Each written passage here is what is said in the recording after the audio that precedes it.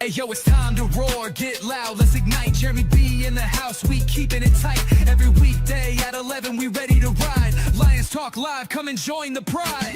Waking up early, it's that morning grind. Tune in to the show, leave the troubles behind. Jeremy B's the king, with a voice like thunder. Every word he spits, it's a lyrical wonder. Got the lions around, sharp and fierce. When we hear one pride, you can't help but feel your heart pierce. Talking all the topics, keep it real, keep it raw. With a lion's mentality, we're ready for the roar. One pride, it feels right. Jeremy B bringing the heat, morning light. Every weekday at 11, we taking flight. Lions Talk Alive, yeah, we ready to bite. One pride, hear us loud. Jeremy's in the zone, making us proud. This is a Huddle Sports Network broadcast. You can find us on Roku TV, Amazon Fire TV, Facebook, and of course YouTube. Get all your NFL news here first. That's right. It's Wednesday night. That means it's the NFL Roundtable Talks, and I got my friends here with me.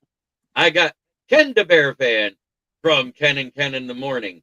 I've got Keegan Eckert, the villain, who's always here on Wednesdays and occasionally here on Fridays. We got BA, my partner in crime on Fridays, and one ass cheek and three toes. Will Vogel, Panther fan, Lions fan, and comic and sports memorabilia, correct? Yes, sir. And of course, Michael Johnson, also known as Coach Day. Yeah, that's my nickname for him, Coach Day. Viking fan extraordinaire. Make him too happy. Do I call him Coach Day or do I call him Adam Thielen? I can't tell. You can call me anything but a Packers fan. I'll call you. Man. And by the way, last week, what did I say? Fuck the Packers. The Browns were winning. You and B, right? Yeah. I saw a thing today, and I don't know if it's true, but supposedly there's an investigation for point shaving because they paid out, I think it was like 90 some odd $million in bets that people picked the Browns over the Packers. No. The biggest sports bet in sports books this weekend was the Packers over the Browns. Yeah, that's what I'm saying. There's an investigation supposedly that it was a point shaving deal by the Packers. Yeah. Oh, Well, they got to pay for Micah get somehow. the fuck out of here. No, That's all there is to it. No, I swear to God, I saw it. I will find it again. I'll screenshot it and I'll send it to both of you goofy asses. The Packers lose in a dramatic fashion. Drama freaking queens of the Dude, so many like last second wins, like crazy block field goals and stuff. And just think, if they didn't count the missed field goal on Monday night field goal, the one that they gave to him when it was a foot outside the upright. Yeah, it was totally out. It would have been 38-27 because I said it was going to be a double-digit win. Yeah, I watched the replay. I'm like, how is that in? That's not. So hey, I will be perfect and transparent. I was at my national convention from Friday, Saturday, Sunday, Monday. I came home Tuesday. So I watched the Monday night game, and there was about 44 people there that were Ravens fans, and I was the only one cheering for the Lions, and I made a shit ton of money. I bet you did. I made money on parlays. I made money on touchdowns. I made money on rushing yards. I made money on sacks. So thank you. I appreciate it because it paid for my whole trip, and I came home with money. And you know what's the best? One of my favorite things about that game was 7 sacks for the Lions, none for the Ravens. Hey, I'm telling you right now, the Ravens are going to start playing ball good because Lamar's going to his hairstylist and putting the cornrows back in. And from Driving to the Top Productions, we have Adam. How you doing, buddy? Adam! What's happening, guys? How we doing tonight? Doing good. How about you? Good. Adam, man, your destination's up top, man. That's what I'm doing right now, sir. Outstanding. Oh, damn. Look at him.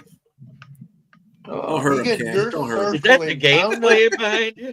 Hey, it only took me 4 minutes to get this show sent to all the different Twitterverses, so you know.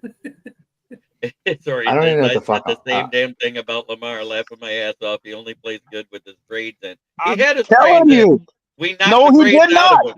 No, Oh. he had the Michael Jackson 5 fro, bro. That shit was sticking out the ear hole, the back, the front, everything. He only plays good when he's got a tight braid. Well, hopefully he's wearing one this weekend because I think that they're a better team than the Chiefs right now, technically.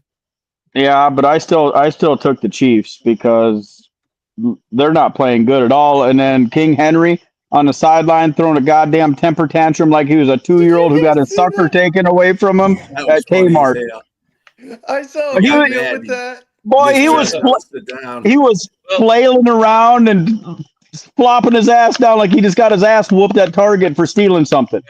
I've got my nickname for him, and there was a meme made, and I'm going to give credit where credit's due. This came from a Ravens fan. It's King Butterfingers Henry. Wow. King Wow. Butterfinger. Yeah. All right. So what's up, boys? How we doing tonight? You know they don't look right, Fantastic. Coach. Looks like I Did just Keegan checked off know an he's elephant. circling? Right? All right. So let's start with Ken, the Bear fan. Talk about that big win for the Bears. Man, a couple things here. Who thought this would happen? Here Nobody. we are. Not that. That's what I'm talking about. There we go. There we go. The NFC Offensive Player of the Week. And oh, by the way, he was also the FedEx Air and Ground Player of the Week. QBR was what 142.6 or something like that, or 146.4 or something like that. What was Jared Goff versus the Bears? What now? What was Jared Goff versus the Bears? I'm Yes. just asking. No, but I mean, this week's game look. Obviously, I was on the cruise for week 2, so I saw highlights, but I watched stats. The offense is making the steps. The big takeaways for me: that offensive line, no procedural penalties, no false starts. They're starting to come together. 0 sacks on Caleb. Caleb had some throws that made your jaw drop, and then like on some normal throws, like he was bored and just didn't want to throw it. Okay. So that's the only thing I'm going to complain about on Caleb is just, be a little bit sharper on the boring stuff.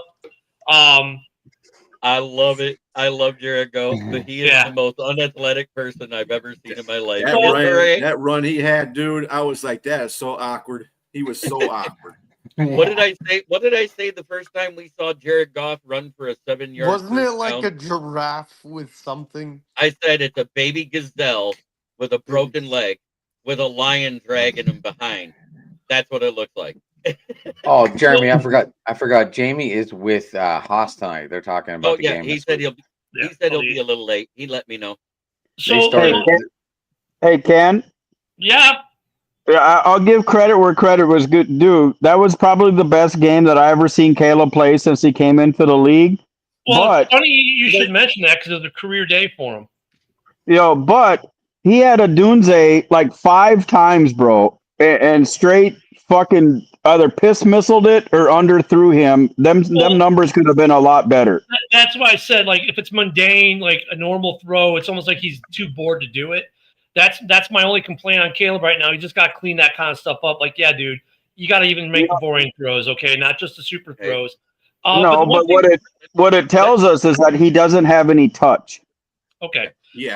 No touch after those bombs where he just laid it right in, or the Komet one where he laid it over the middle of the linebacking core. Yep, 0 touch. But the one thing I do want the Bears to improve on offensively, if I can finish my take finally, is offensively at least, I want to see that running game improve. They're still struggling with that. I'm happy to see Caleb getting design runs because that created the DJ Moore touchdown on that 4th and goal because they had to put a spy on Caleb, which left DJ wide open. So I'm happy to see some of that. Defensively, look at 4 takeaways. Only one of them was really a takeaway, and that was a Tyreek Stevenson, where he just basically stole the ball away from the running back.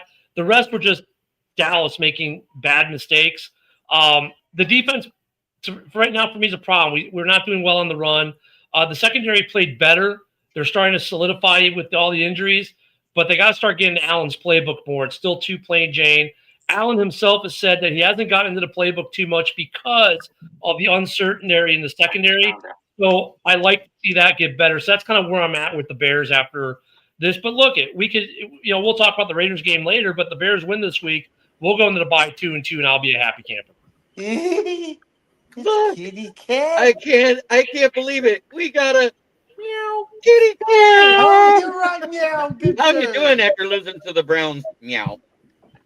Oh God, Ken. Yeah, JB, that's good luck, man. So JB, that's All where I gotta say is have fun with them this weekend because that defense is a real motherfucker. So yeah, JB, that's kind of where I am with the Bears game this week. Oh, the other thing too, though, I have to say this. We all know Eberflus was a pretty good defensive coach, right? In Chicago, he definitely improved the Bears' defense when he was here. But dude, of all the defensive coordinators in the NFL, Caleb Williams literally better than any defensive coordinator in the NFL possibly could. And he put up a career day on you. Either A, you're stupid as a box of rocks and just didn't know how to defend your own former quarterback, or he just got that good and torched the living hell out of you.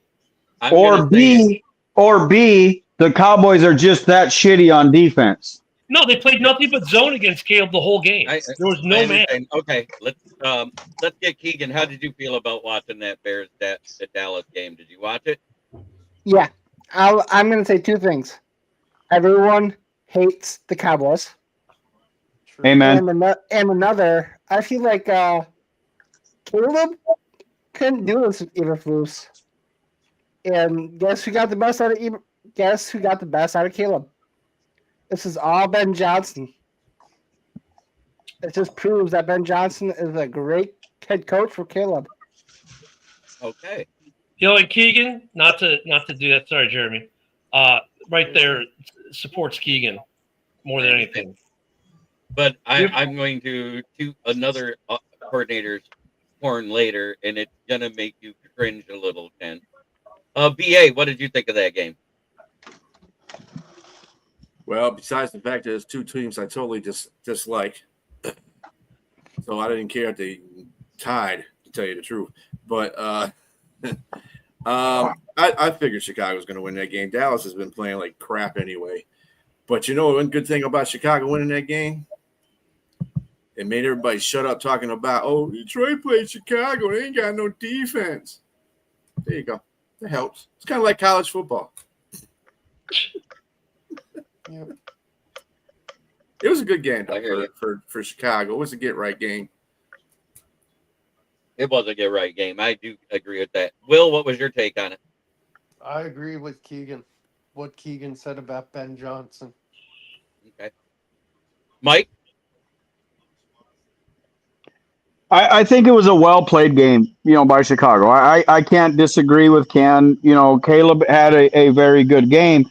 And to kind of get back to the point I was making, his deep throws, any quarterback in NFL, you throw it to a spot and you hold your receivers liable to get to that spot. Yes, he dumped a couple in the bucket, but it proved that anything, with touch, he had a problem with. If he improves on that, then he could be a good quarterback. But it's like we always say in this chat, in this podcast, everything, it's any given Sunday. And Dallas is a shit show. I'm sorry. What's his name? Kenny, the one that came from Green Bay. He got hurt. Huh? He got hurt. Kenny Clark. Kenny Clark got hurt, so that messed up the defense, there too. I think they came in thinking that they were going to steamroll, the Bears, and the Bears came in with a better, game plan. Ben Johnson was prepared, and, the Cowboys weren't. I can't take away from the performance that it did. Kudos to you. You guys played a great game. I'd say one thing, Ben Johnson hates Dallas. Oh, he hates them with a passion. So does every other NFL coach. No, I mean, he hates them that he was bringing trick plays out on him. When you he didn't do that the first two games. He did that game, though. Yeah, you are starting to see that playbook open up. That's for sure. Kitty Ken, what did you think about that game? Oh, they're caged kitty, I gotta say. It was a good showing for Caleb. he did what you would expect him to do against zone defenses, because he's shown before that he can pick apart zone defenses. And them having no pass rush gave him more than enough time. You can't take it away from him. He had a good performance, and Dallas looked like dog shit. Mm-hmm. Yes, sir.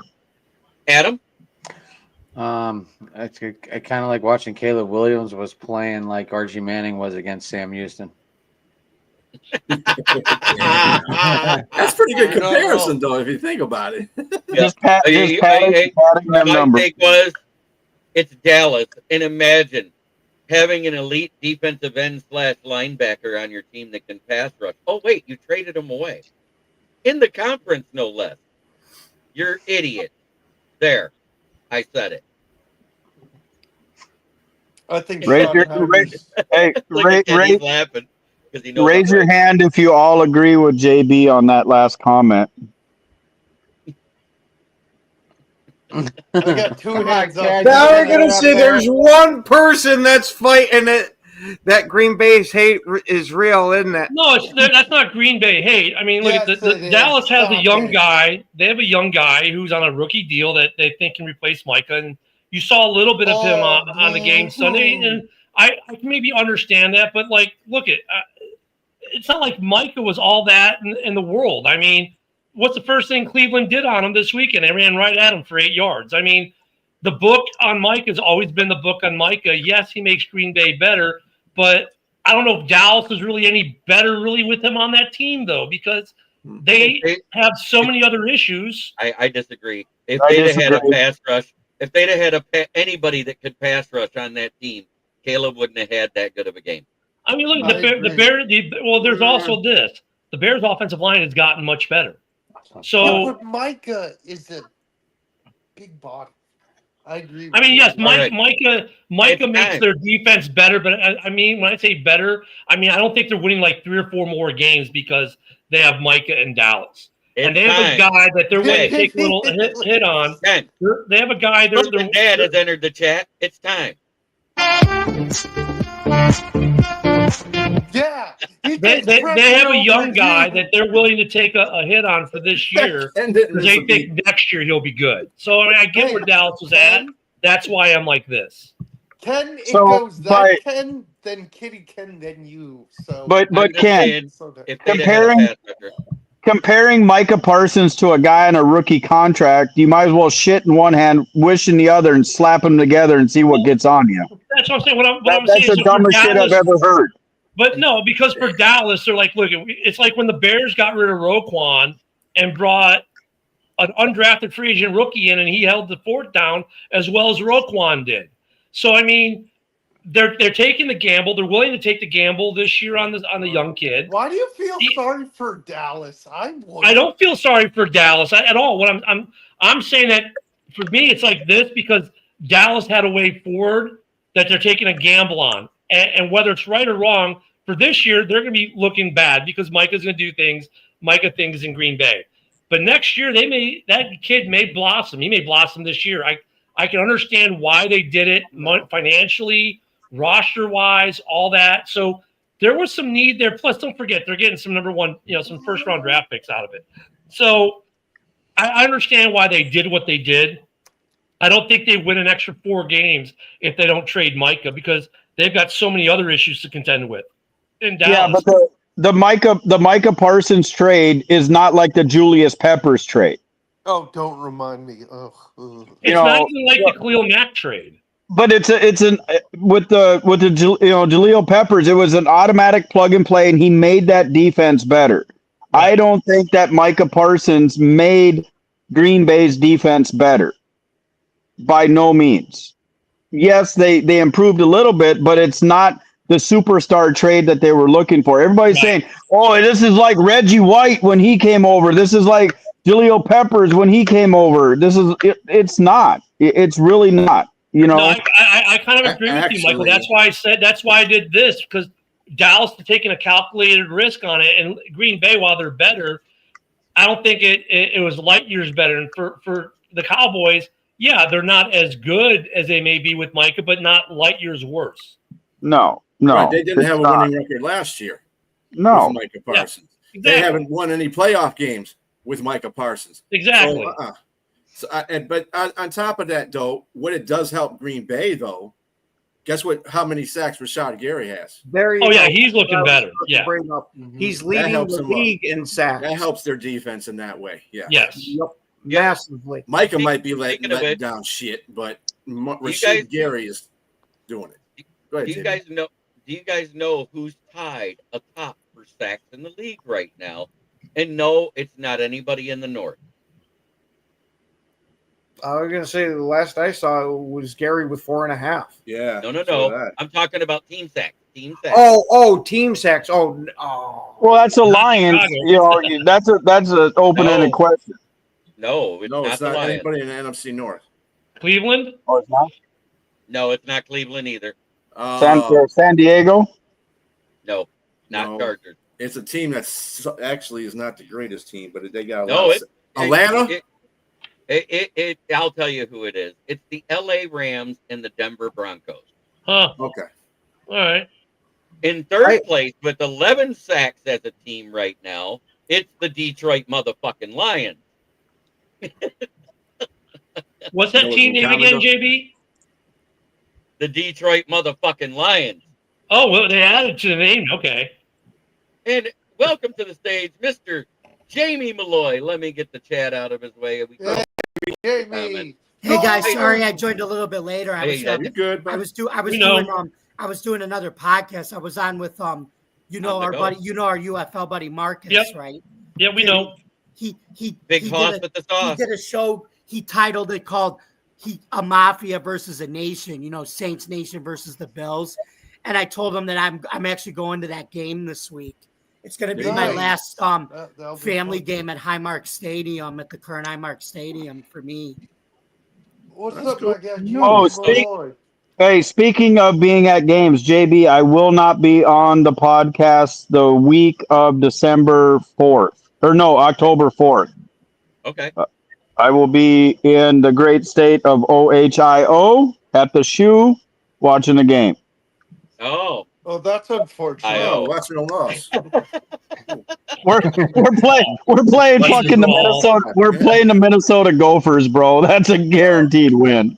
I don't know, dude, because I met. Oh my God! I thought you were did going to get see the to Michigan meet Ohio Coach State. Well, that would be Fleck in last Michigan anyway. year. oh, I met well, Coach Fleck last year. He was cool. I like I found DJ it- Flack. because let's see, Jamie, we got fix four your sacks. camera, or we're gonna start calling you Mr. Wilson. All right. Yeah. Mr. Wilson.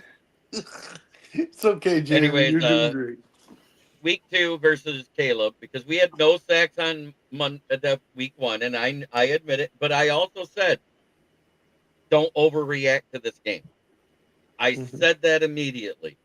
I said, because we do this every year. We always go 1-1. We hadn't lost 2 games in a row since the 2022-23 season. They would bounce back. They end up with 4 sacks versus Caleb and 7 sacks on Monday for 11 sacks, which is second in the NFL as a team. Yep. Yeah, it's early. That's a fun thing. I love how people freak out with the early. It's like, okay, we just finished week 3. We're just now getting out of the Super Bowl.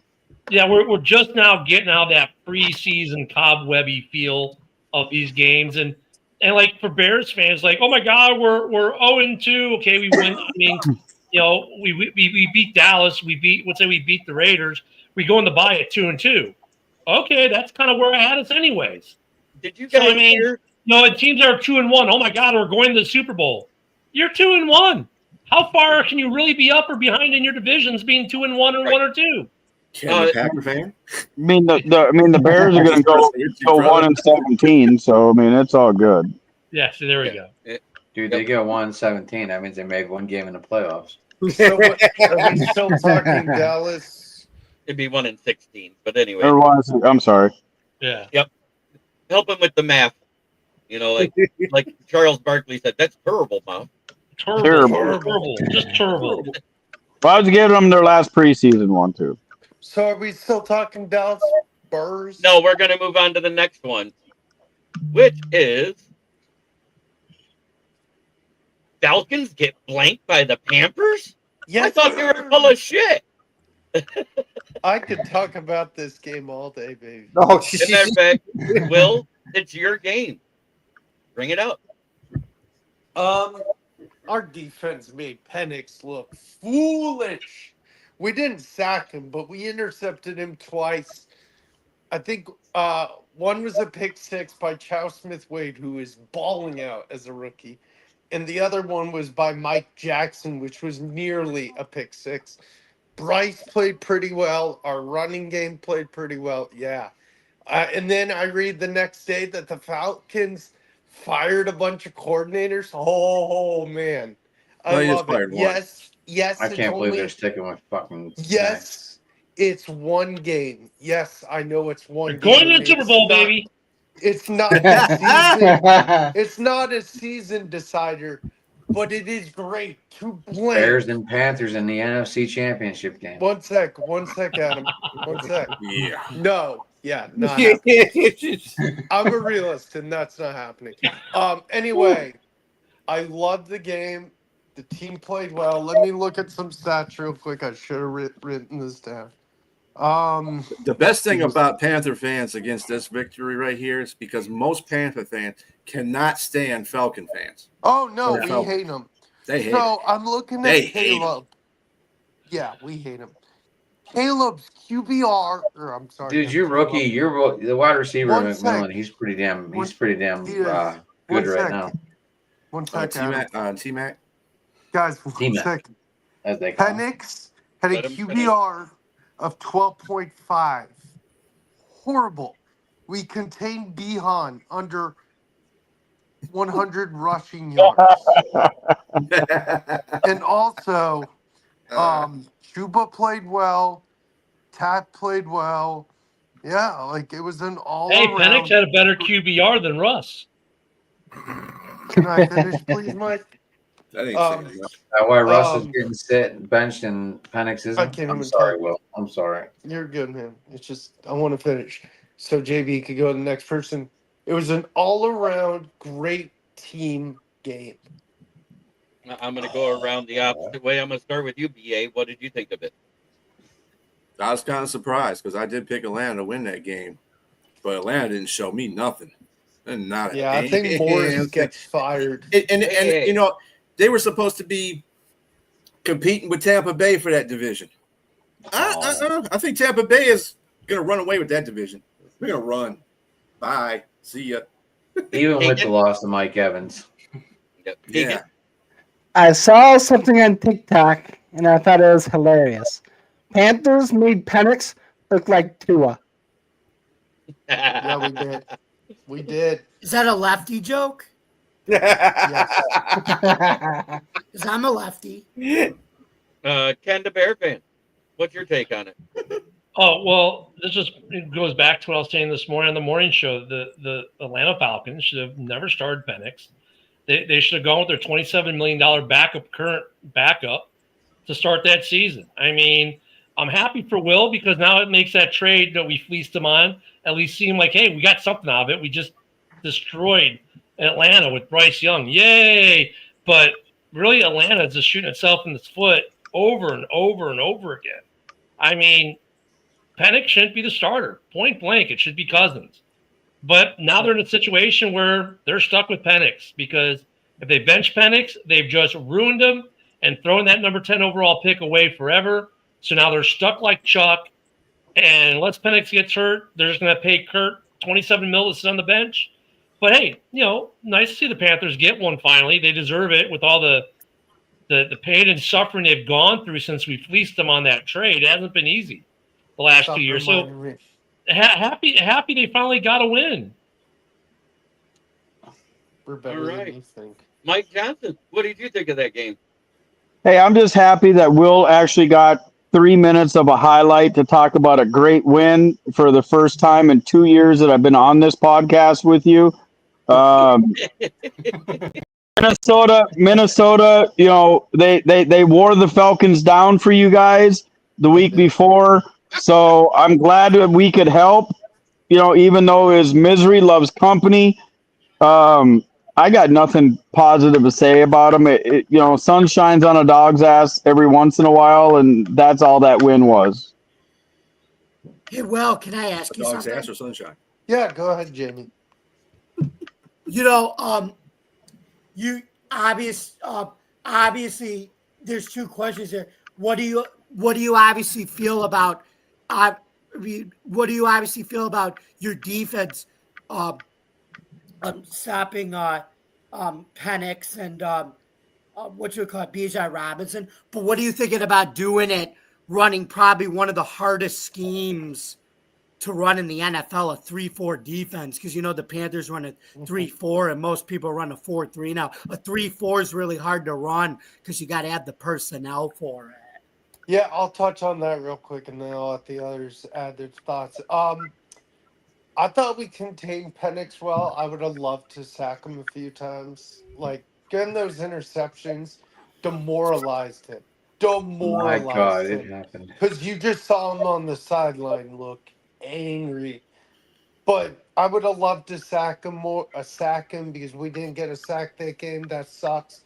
But those interceptions, man, the one to Chow Smith Wade was so stupid. He threw it sidearmed near the sideline, and Chow Smith Wade just had to step and throw in front of it and just go, "Oh, thank you, easy catch, run, pick six." With the 3-4 defense, it is weird because I'm used to 4-3 defenses, watching 4-3 defenses. So we'll see how it works. I kind of wish it was a 4-3 defense, but I'm not the coach of the team, so we'll see. Maybe they'll change it up later in the season if things still go mediocre. So it's just that part of the question. It's a wait and see moment. And I think Adam can attest to that too, because Adam, the Steelers run a 3-4, right? Yeah. Oh yeah. Yeah. Hey, JB. Go Yeah. ahead, Jimmy. So my wife, you guys know, my wife's in Virginia. My daughter's fixing to give me another grandbaby here any day. She just texted me if I can talk. I said, give me till about 9:10. So I'm gonna hop off here at about 9:10 so I can talk to her because she's an hour in front of me. She's on your guys' time, so I'm gonna talk to her before she goes to bed. So just letting you know, guys. Go ahead and hop out, brother. You gave your piece on the take. I've got your picks. I'll announce them throughout because you sent them to me. No, I got 8 minutes, and I'm gonna call her. Okay. Because Ken, the other half of Ken and Ken, we call him Kitty Ken, but he's the bearded Packer fan. Yeah. How do you feel about that Rawr. Panthers game? Huh? How do you feel about that Falcons versus versus Panthers? Oh God, this one is another one that I took a beating on this past week in the prediction because we've seen for how long now the Panthers have an absolute terrible defense, and pretty much your lock of the week was picking whatever team Carolina was playing. Well, Atlanta came out and best way to describe it, died on that football field. Yeah, I picked the Panthers. They showed very little fight, and Carolina absolutely scrubbed the floor with them. That's what happens when you release coup. I'm just saying it's the coup effect. I'd say the last time Penix shit the bed was against Michigan. That is very true. All right. Adam, what do you think? Well, I had Atlanta in my survivor pool, and I got eliminated. Did not survive. Paul Jones, I already know the trash talk. Robbie DeVale has shown up. Welcome, Robbie. DeVale. Now let me acknowledge somebody that normally gets the cues to music. We've got Ricky Seacott and Paul Jones. Who? Paul Jones. Waiting for Yoli to come in, but she doesn't usually show up after Packers losses right away. Unbelievable. Jeremy, I can't believe your team just fell apart like that. What? Your Tigers. Yeah, Now they're out of first place. and they just lost again. I know. It was on Hey, my right. Adam, it's the Detroit way. Hey, don't. Hey, JB, don't feel bad. The Astros are pissing the bed right now too, as we speak. I'm So happy Good. that That means the that bed. if by the grace of God we can win out the next 4 games, Please no. So, we'll make the playoffs. We'll make the playoffs let to this play the death be- Guardians. just so let- Seattle will Baseball's a clinch the marathon, West not Let a it be sprint. quick. 162 Let it be quick. games. Seattle Don't will let 'em win a clinch the West playoff. for the 'Cause first what's the time in sense of them 24 getting in the years. playoffs and they get tonight with an eliminated in the Astros first loss. Jamie, Fuck that. Jamie, I ain't got time for that. give a quick Fire take on Hinch. that fail Cants versus Panthers. Well, I think we're gonna I think it was great for Carolina, but I think I'm gonna have to agree to disagree on Michael Penix. People got to remember it's his first full year starting. He's only 24 years old and he's still developing. I don't think benching him for an older guy when you're trying to develop the kid after a 1-2 start, it's not going to help. Like even Ken said it too. We agree to disagree, but Ken did say the quiet part out loud. If you bench him now, you're going to ruin him, and you don't want to ruin a young quarterback's development like that. And the reason why they benched Russell Wilson because it's ageism. The league doesn't favor quarterbacks like him now. They're all about the Jackson Darts and the Justin Herberts and the Trevor Lawrence and the Josh Allens, the 90s and 2000s babies. No, Jamie, though, it is tending towards that way, but Indy just did something that no one expected. They flipped the switch and went older versus newer. Yeah, but even though Actually, Daniel Jones he's not older. He's not older in the same sense as these other guys. Daniel Jones is younger than I am. He was born in 1997. Yeah, Daniel Jones is still in that young guy category. He's 28. Yeah, I mean, but like when you look at what Atlanta did, they got Kirk Cousins on this monster deal. Okay, fine. You start the kid last year because Cousins got hurt. Understandable, right? But Cousins is now healthy. He set team records last year before he got injured.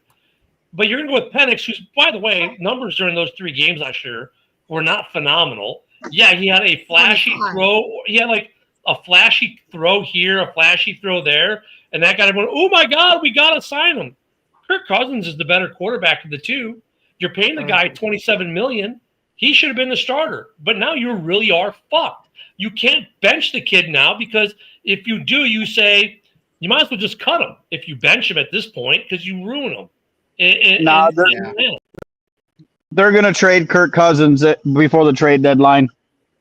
Yeah, I mean, I don't disagree. I think there's a strong possibility of that, but I mean, they shouldn't have been in that position to begin with. They should have started Cousins week 1 and let Penix continue to grow and mature. Yeah, Penix is fucked anyway because he's on Atlanta.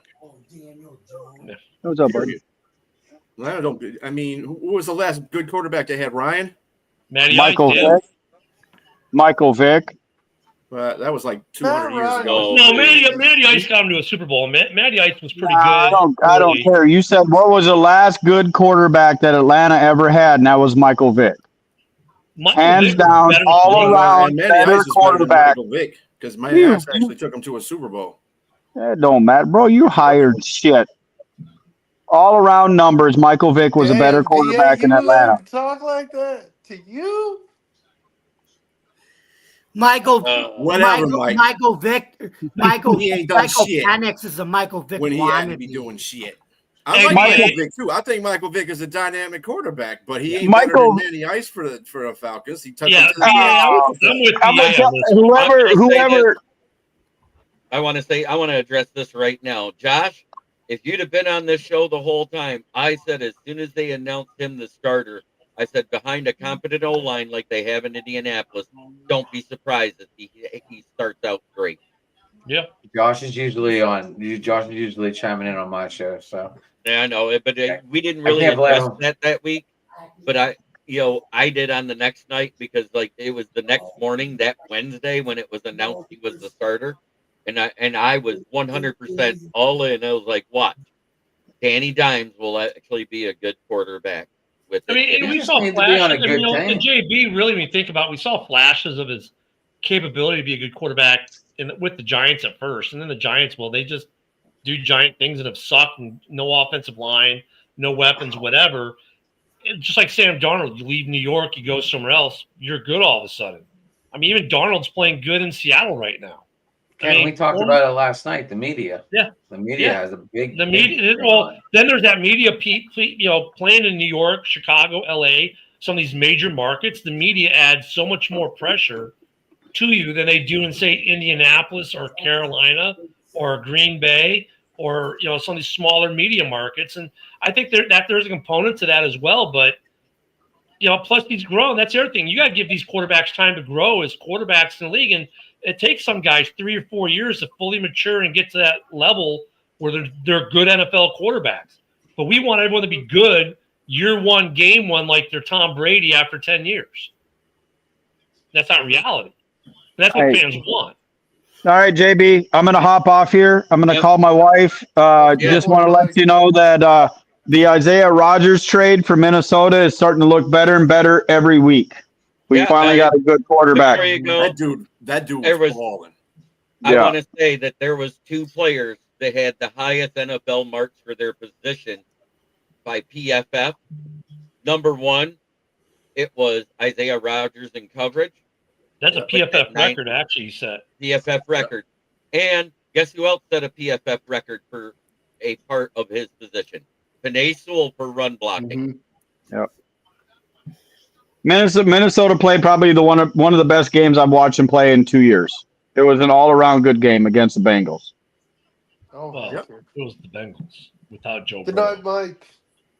But anyway, guys, I'll be on next Wednesday. I love you. Thank you for your patience and understanding with this whole deal with my wife and everything I've been through this, the whole week. I enjoy being on the show, but I'm actually able to spend more and more time as we go. So thank you for that.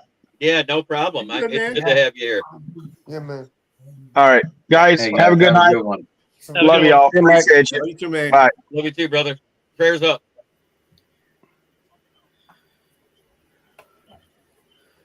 Great. Okay. Popped off. Jamie, I'm going to pop you back in so I can have the chat roll down here. Okay. So I'm going to pop you out and back in real quick, Jamie. Yeah. There. That's better. Whoa, look at that. And now we can have the chat scrolling real. There we go. And it's not, by the way, Yinzer, I hate to correct you, but it's no longer Danny Dimes. It's now Indiana Jones. Yeah. Yeah. Hey, I want to say this again because I said it last night. Them 3 daughters of Jim Irsay are proven to be a way better owners group than he ever was. Yeah. Well, isn't his one daughter, though, one of the daughters is the one actually running everything, though? Yeah, the one is the president of football operations, the oldest daughter, because she's got a degree, and she actually has a degree in sports finance. Yeah. Oh, no shit. Well, other have degrees in everything that they're in. Right. The one is a business manager, so she's handling all of the whole operations as far as what events they hold, what specials they run, and everything else.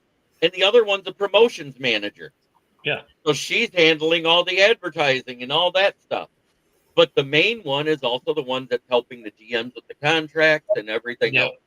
Look, they're the surprise team because at the preseason we all thought they were like fighting for the number 1 pick, and here they are 3-0, and Danny, Indiana Jones is lighting the world on fire. When you're going with what? I don't know, but he's doing it.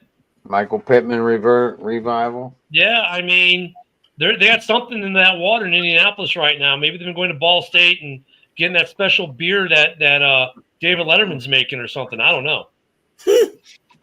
So now that you brought up Daniel Jones, I have a question for you.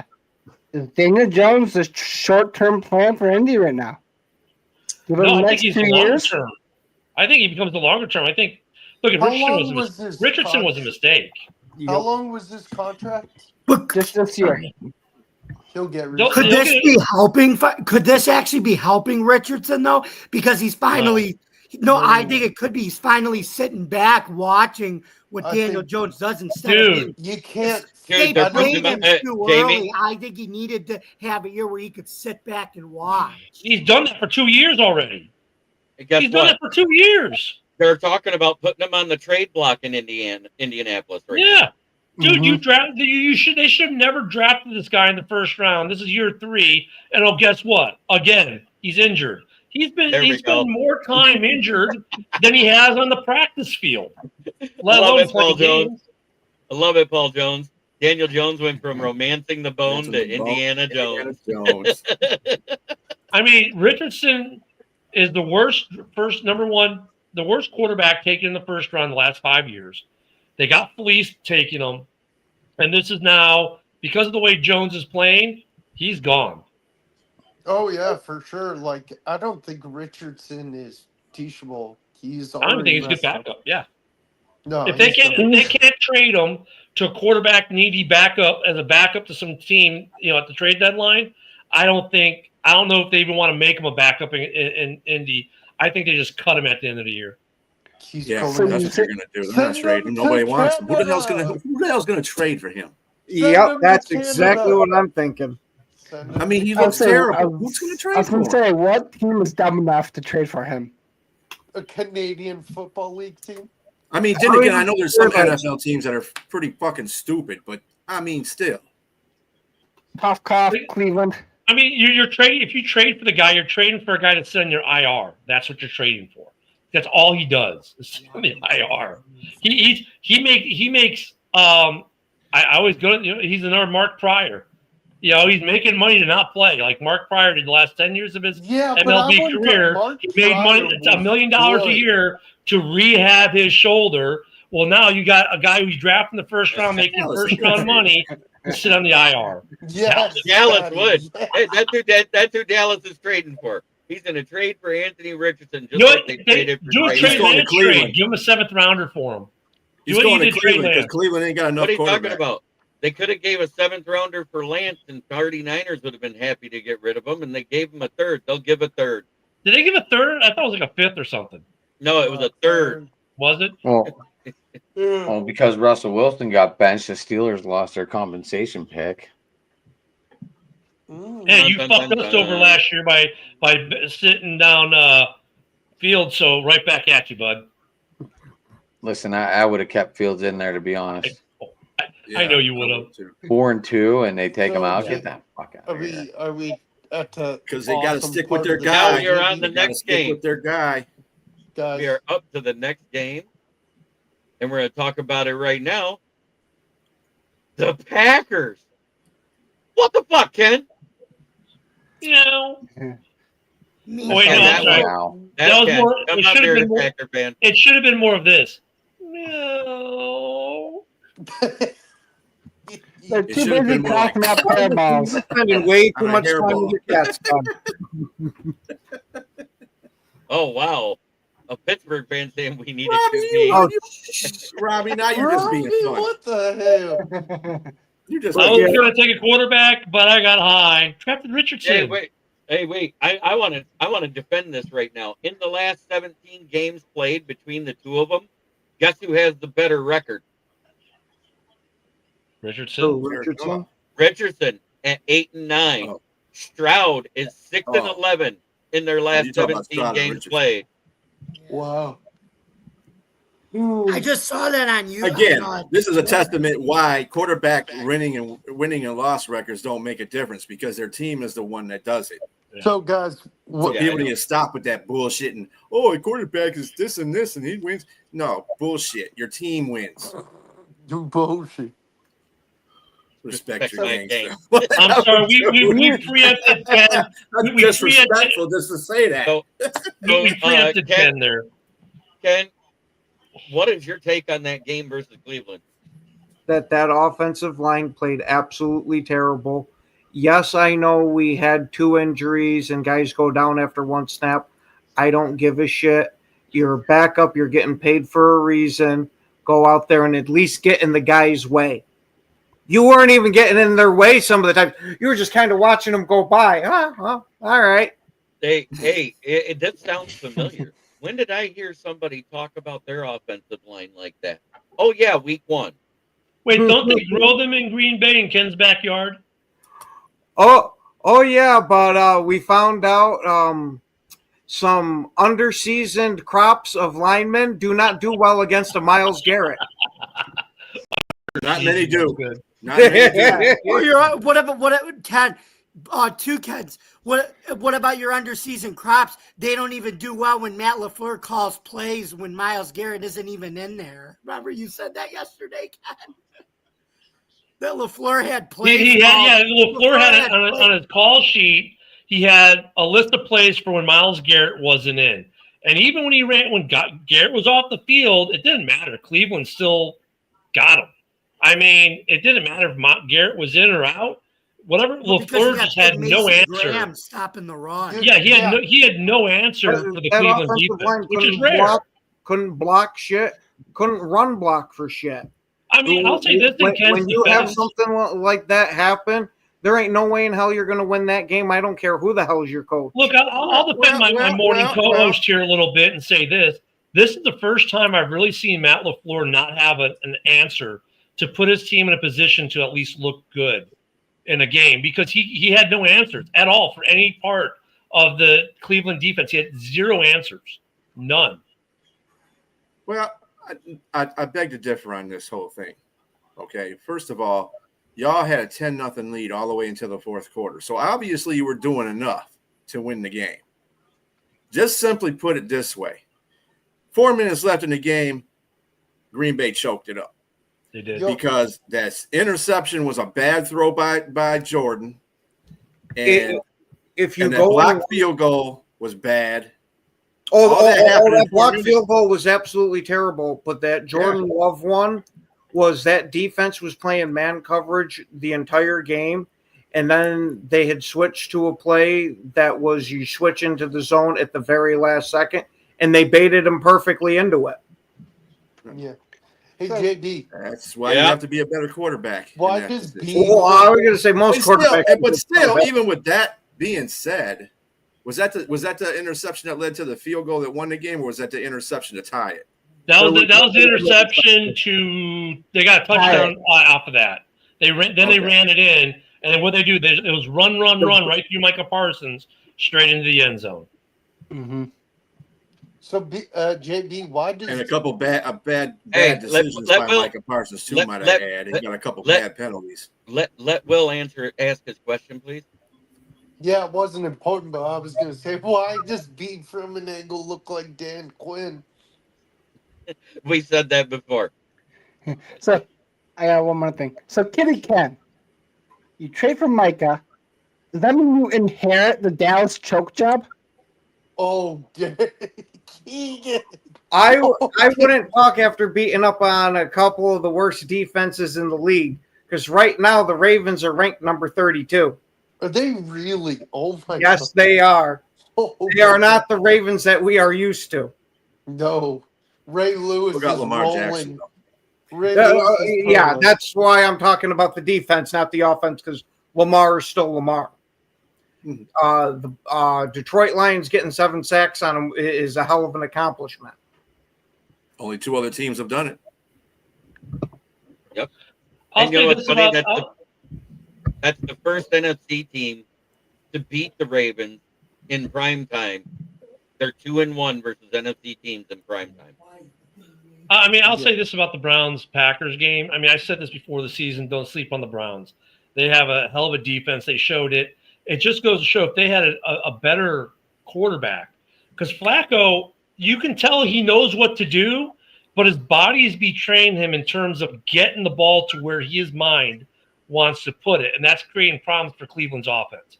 Yeah, if they had a quarterback who was crispier and could do, what the mind is saying, like that Flacco can't right now, dude, they would be a much better team. Like their team, I think, should trade for Kirk Cousins, for example. You put Cousins in that offense, now they're actually a legitimate AFC North contender because they'll have at least an adequate offense. That defense you don't have to have much. They proved it with Green Bay. If you can keep a team to around 10 to 14 points, Cleveland will have chances to win games. If they had a better quarterback that could, and Flacco, I like Flacco. He's a smart player, but he can't physically do what he's trying. His mind is telling the body to do. And that's why he's floating so many interceptions because he can't get crispness on the ball anymore like he used to for those deep throws. The Packers, yeah. Question for you, Ken. So the Browns had Kenny Pickett. If they had a question for you, who would win that job, Pickett or Flacco? Flacco is the smarter quarterback. Pickett's got the better arm capability right now. And the problem is Pickett doesn't have the I don't want to say brain power, but he doesn't have the football awareness that Flacco does. And so Flacco, you assume, well, he's not going to make bad turnovers. And look, they don't mind when he throws an interception down to their 10-yard line. It's better than Pickett throwing one at their own 30. You know what I mean? Like, they don't mind the Flacco long interception as much as they would Pickett the short interception. Does that make sense? Mm-hmm. If Pickett had the Flacco mind, right, the knowledge that Flacco has, so to speak, and the ability not to make the stupid plays that he makes, he would be the guy I'd start. But the problem is he makes too many stupid mistakes. The mistakes Flacco doesn't make. Flacco's problem is while he doesn't put them in bad field position, he kills those own drives because he can't put the ball medium to long. So that really hurts their offense. If they had a quarterback like a Kirk Cousins, who we know is a good quarterback in this league, and still has the crispness on the arm and could do these things, they would be a much better football team than they are right now, which is scary because, look, if some people, Green Bay fans especially, we're the favorites to go to the Super Bowl, blah, blah, blah. I want to see how the Browns do against Detroit this week, because that defense, I'm telling you, is mighty freaking good. And if they had a competent offense, I think they would scare a lot more people than they currently do. Well, first of all, Pickett's not even in that discussion because he's with the Vegas Raiders. So yeah, and I would say when they had him. Yeah. Yep. So they got to deal with Gabriel or Shador. I think putting Shador in there, put a Shador in there. I think they do that once they realize if it gets to the point where they're out of the playoff picture. But if they hang around and win games like they did last week, they're in the playoff picture. If they're in the playoff picture, if they're you know what I'm saying, then you make moves. That's Robbie. I've seen 10 people. And All Cleveland's right. one of them. So, Jamie, what's your take on that Packers-Browns game?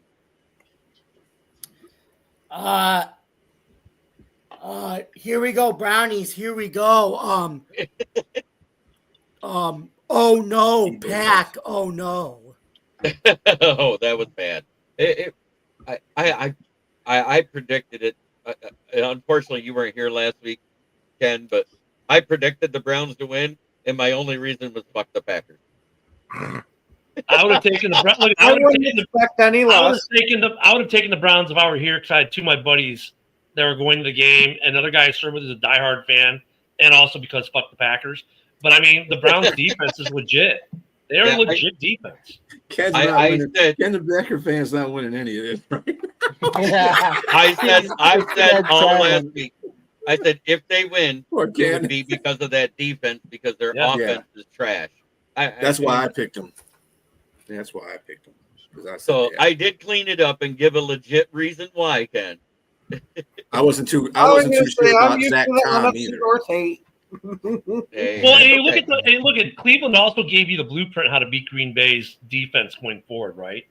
Just keep running at. I mean, we've said it several times. Run at Micah. Run at Micah. Just run at him. No, not really. Yeah, because Green Bay's defense played just as good in that game. Yeah, it was. They were on. Like I said, it was big ass choke show. That's all it was in that last 4 minutes. Too many things went wrong in that last 4 minutes of the game. The Packers really should have won the game, but it just didn't work out that way. Yeah, you can't give up 3 and outs and expect your defense to be good at the end of the game.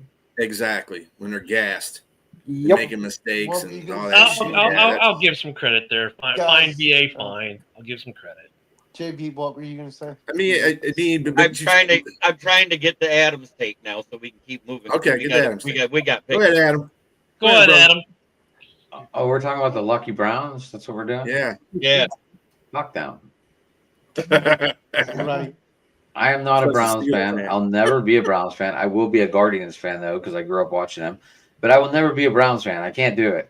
They lucked out and won with 4 minutes left to go in this game. They played a full 60 minutes and they pulled it off.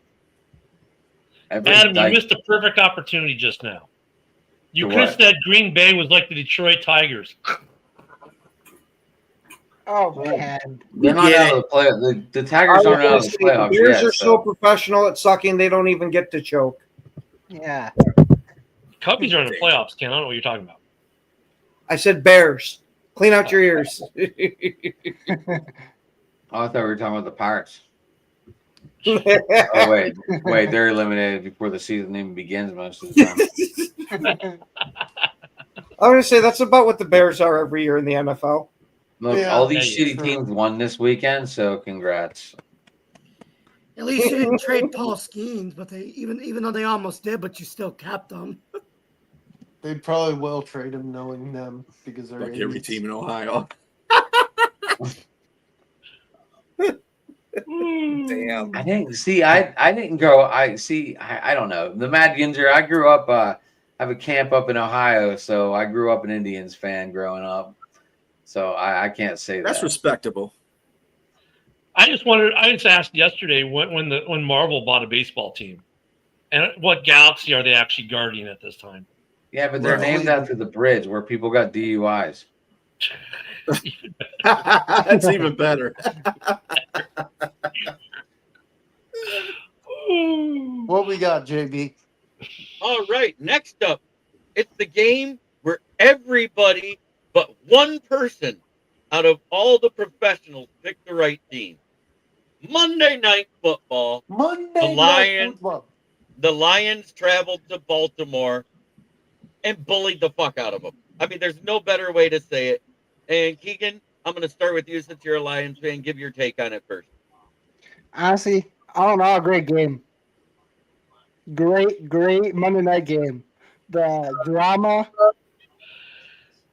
just everything in that Monday night game for the Lions everything just went right. And that's how you beat good teams. If everything's going right, you basically just win the game. Yeah. All right, BA, your take? It happens.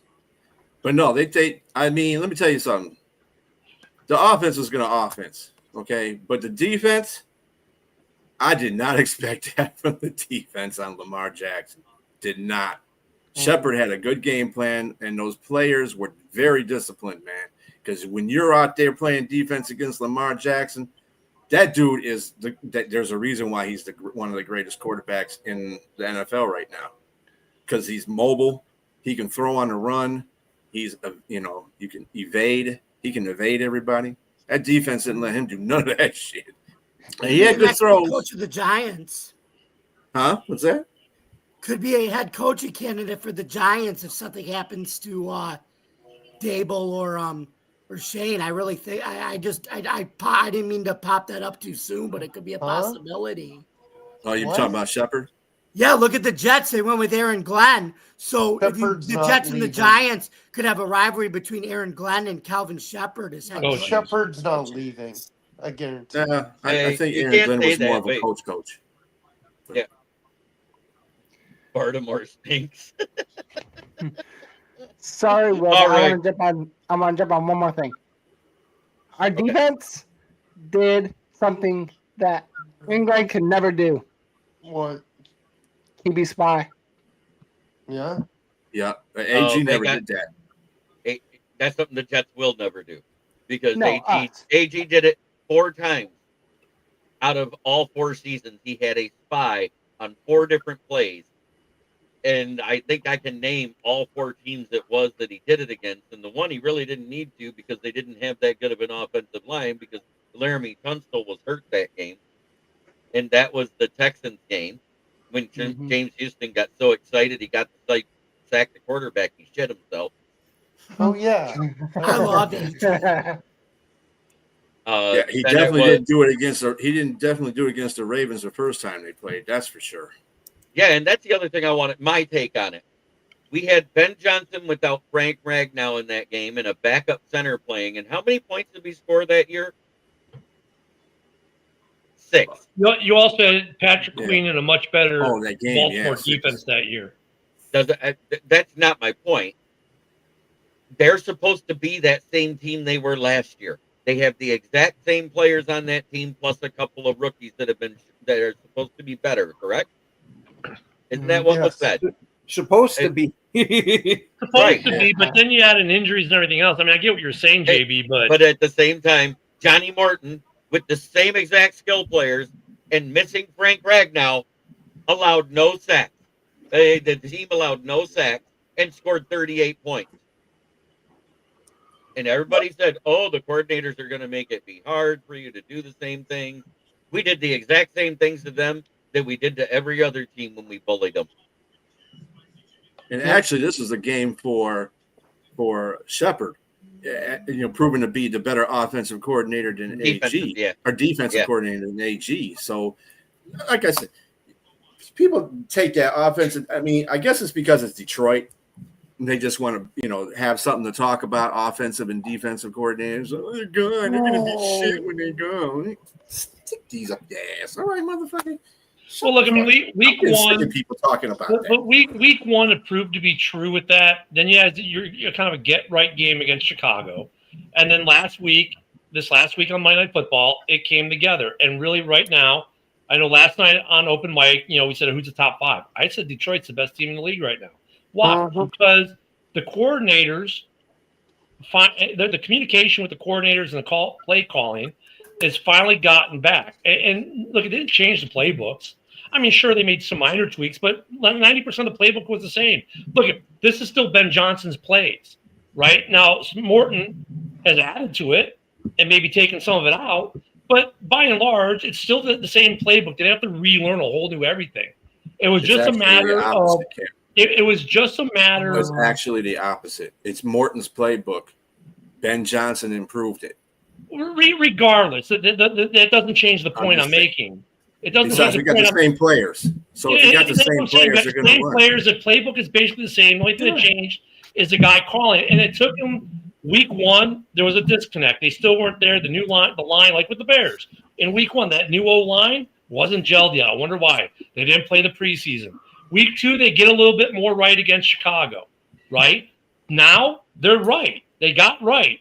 And they're looking like the best team in the NFL right now because they look like they did last year. Now, granted, this is a small sample size, but based on that small sample size, they went into Baltimore, made Baltimore look silly, and they look like that same team that won the division last year and won 15 games. Are we keeping you up there, Ken, the Packer fan? Slightly. I'm half asleep over here. All right. He's too busy worried about how the Packers are now still going to be the best team in the division and blah, blah, blah. And it's You didn't say that. Are the Chicago Bears? Watch out. The Bears beat the Cowboys. They're number 1 now. I'm not even saying that. So. Oh, you said it was a possibility. I said, look, if they beat the Raiders this week and get to 2-2, and that's right where I thought they would be, and they're still positioned for a good season. You played them at home, correct? Yeah. In front of your own fans. You are on the road for what? Yep. For the Raiders. Yep, that's your second home game, the road game that you've had. It's like a home game on the road when we go to the Raiders, though. You sure about that? Lots of Bears fans in Vegas, yes. There's a lot of Raiders fans, and I'll do the Bears fans. Trust me. Yeah, but the Raiders have after last week's performance. Like, put this way, first and 10 tailgate, they're making the trip from Chicago to Vegas. Jamie, what's your take on the Lions versus Ravens? That was the chef's kiss to the Bills in the AFC. Nice. All right. Ken, the Packer fan. I was going to say, I already mentioned it that you guys beat up on a weak defensive team of the Ravens, but what actually impressed me was how your defense performed against that offense. Is the Ravens defense might have taken a step back, but that offense, I don't care about Derrick Henry fumbling the ball each game to start the year. That offense is still dangerous as shit. That's what was impressive to me. You mean King Butterfingers Henry? Now, coach, you know that don't look right. There is one play I want to point out, and it was that first touchdown scored when Amon-Ra got the separation on Marlon.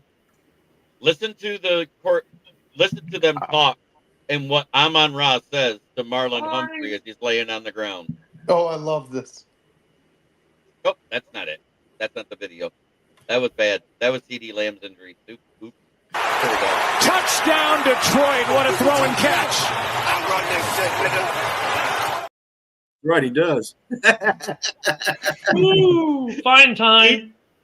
Yeah, he'll get a fine, but it's not a suspendable offense because it's just No. saying something offensive. He When did would they issue apologize for that when he was on the after show on ESPN.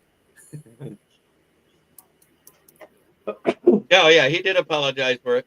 But Adam, what's your take on the Lions versus Ravens Monday night?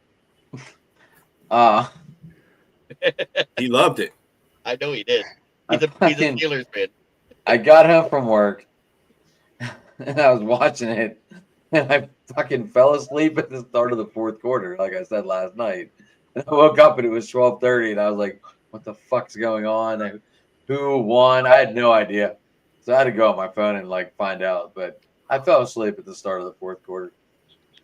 But yeah, anyway, that was my take because I had no clue what happened, and all of a sudden I missed a hell of a fourth quarter apparently. Anyway, yeah, the fumbles are killing them. You know, the Ravens fumbled and the Lions took advantage of it, just like the Patriots fumbled on the goal line a couple times, and the Steelers took care of that business. Fumbleitis. Hey, Morton made some great play calls too. Anytime it looked like Baltimore's defense was going to do something, Morton would dial up the right call to put the ball over the top of someone, or just drop it in a coverage area. I mean, he did a lot of great play calling. Because there were a couple times you're like, "Oh, Baltimore might actually get a stop here," and I was like, "No, you're not." He said you're taking. Geez, thanks, Vogel. I'll remember that every time. I haven't gone yet. I'll get to you. Sorry, my bad. Don't interrupt people. You yell at everybody else for interrupting people all the time on the show. Please do not interrupt. See, I just want to give some props there to Morton Salt Company, because he made the right play calls at the right times, and there were times where you're like, okay, Baltimore's defense might actually do something here, might actually get a stop, and Morton's like, yeah, not so much, and he made the right calls. All right, Will. I'm sorry for lashing. All around great team win. That's all I wanted to say. Sorry for lashing. Thank you. It's okay. My bad. Yeah, it's just, every now and then, remember, I run the show. Thank you. Sorry, Ken. And now, we're to the fun part of the show. The Pic'ems for this week. We do have a couple of main injuries to talk about real quick while I got my face covered up, because I don't care, because I got a face for radio anyways. My screen is insane. Not one laugh. Not one laugh. Wow. I just said you saved my screen by doing that. So. I agree with you, because I say the same thing about me. So, All right. Nick Bosa out for the year, Achilles tendon. Najee Harris out for the year, Achilles tendon, but his eye's still on the sideline watching the team. Other than that, there's a few minor ones. The CD Lamb injury, and I want to show that one more time because that was brutal. Why even have him in at that point of the game? Jeremy, do you write yourself down? JB, that was early. That was still like in the first quarter. They tried to put him in the backfield at running back, and that's how they got him hurt. Right. My mom was not happy about them doing that. Jeremy, do you write these all down? I'm just curious. The first time I've seen this. What, the Pic'em? Yeah. No, I do it this way because I get it from allfreeprintable.com. It just makes it easier to go through the list. And when we have guests of the teams that are on there, they get to go last before I do my picks. And we save them all for the end of the Pic'ems. You know what I'm saying? I think he meant more if you Hey, how you Ken, I tally them, messaged you, by the way. how you tally everybody's shit. Yeah, I don't tally everybody's. I usually put these in the chat so people can keep track themselves. I know my personal record right now is 29-19, which is respectable. I'm over 500 and I'm happy with that. I think I'm sitting at about 63.8%. So yes, I did the math. But first up, Thursday night, Seattle at Arizona. Who you got there, Ken the Bear fan? Arizona didn't look that great last week. They had some issues. You know what? Seattle's. I'm just going with Seattle. And I'm not even gonna say why. I'm just it's a hard game in a way, but I'm gonna go with Seattle. All right. What are you? What about you, Keegan? There's a big injury to Arizona, the James Conner injury too. Yep. And I think they're gonna miss him badly. I gotta take Seattle. Yeah, they were saying 3 to 4 weeks for him. They haven't actually put him on the IR or the PUP list yet because they don't want to jinx it because he has a chance to come back. He tweaked his ankle. It's nothing major. The MRIs were negative. BA. I'm going to Cardinals. Seattle just showed New Orleans ain't crap, so that was an easy win for them. They just showed all out. But Right. I'm going with the Cardinals. All right. Will. Seattle.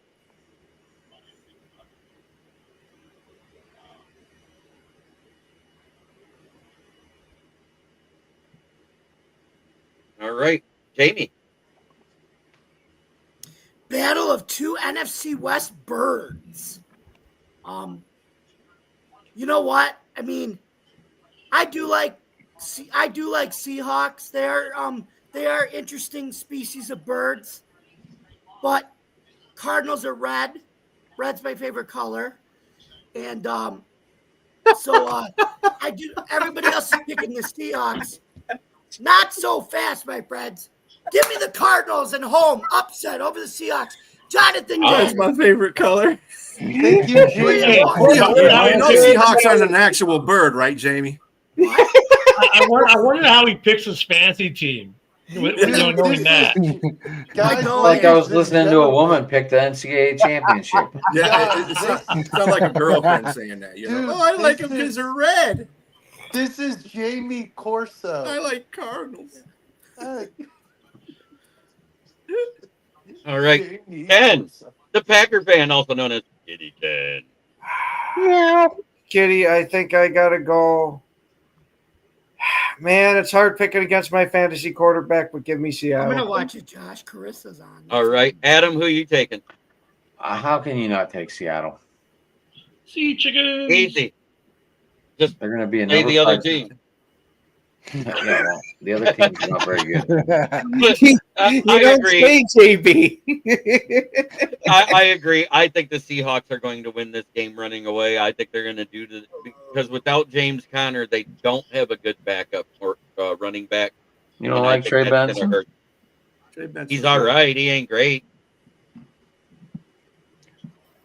I know one thing, that Elf is going to be making more plays to the receivers. Good for fantasy value, folks. Yeah, well, that's what Kitty All right. Ken wants. On to the next game. Oh, wait. We got to wait for that at the end because guess what? It's in London and somebody's team is home. So the next game is Washington at Atlanta. Who you got, Adam?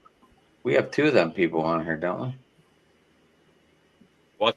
No, yeah, I know. Last game? No, one. Washington and You're talking about Atlanta. the Mad Yenser. He left. Yeah, he left. Oh, only him? Don't we have a Vikings fan underneath the chat, underneath the cover? Brian left. No, he left. Yeah, MJ, Mike MJ. left. left. MJ. Like 30 minutes Yeah, the ago. Vikings fan left. That's why we're on Washington and Atlanta. Oh, I'm taking Washington. I don't care who Ken the the- quarterback is. Ken the Packer fan.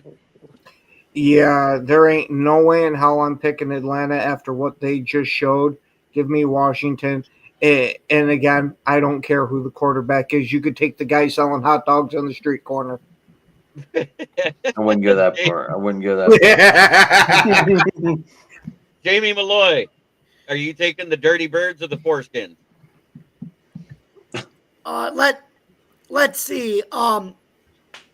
The He likes president red. lives in the White House in Oh my Washington, D.C. God. Okay? And Atlanta is now going to be where the new U.S. Soccer Federation headquarters is going to be in April when they move out of Chicago. But in terms of football sense, Washington, we don't know who the quarterback's going to be. Atlanta had a bad game, but I think this is a get right game for Atlanta. Give me hot Atlanta. Give me the Falcons. Michael Penix rebounds. They're 2-2. You see, that one took them a little while since they both have red in the team colors. Yeah. All right. Will Vogel.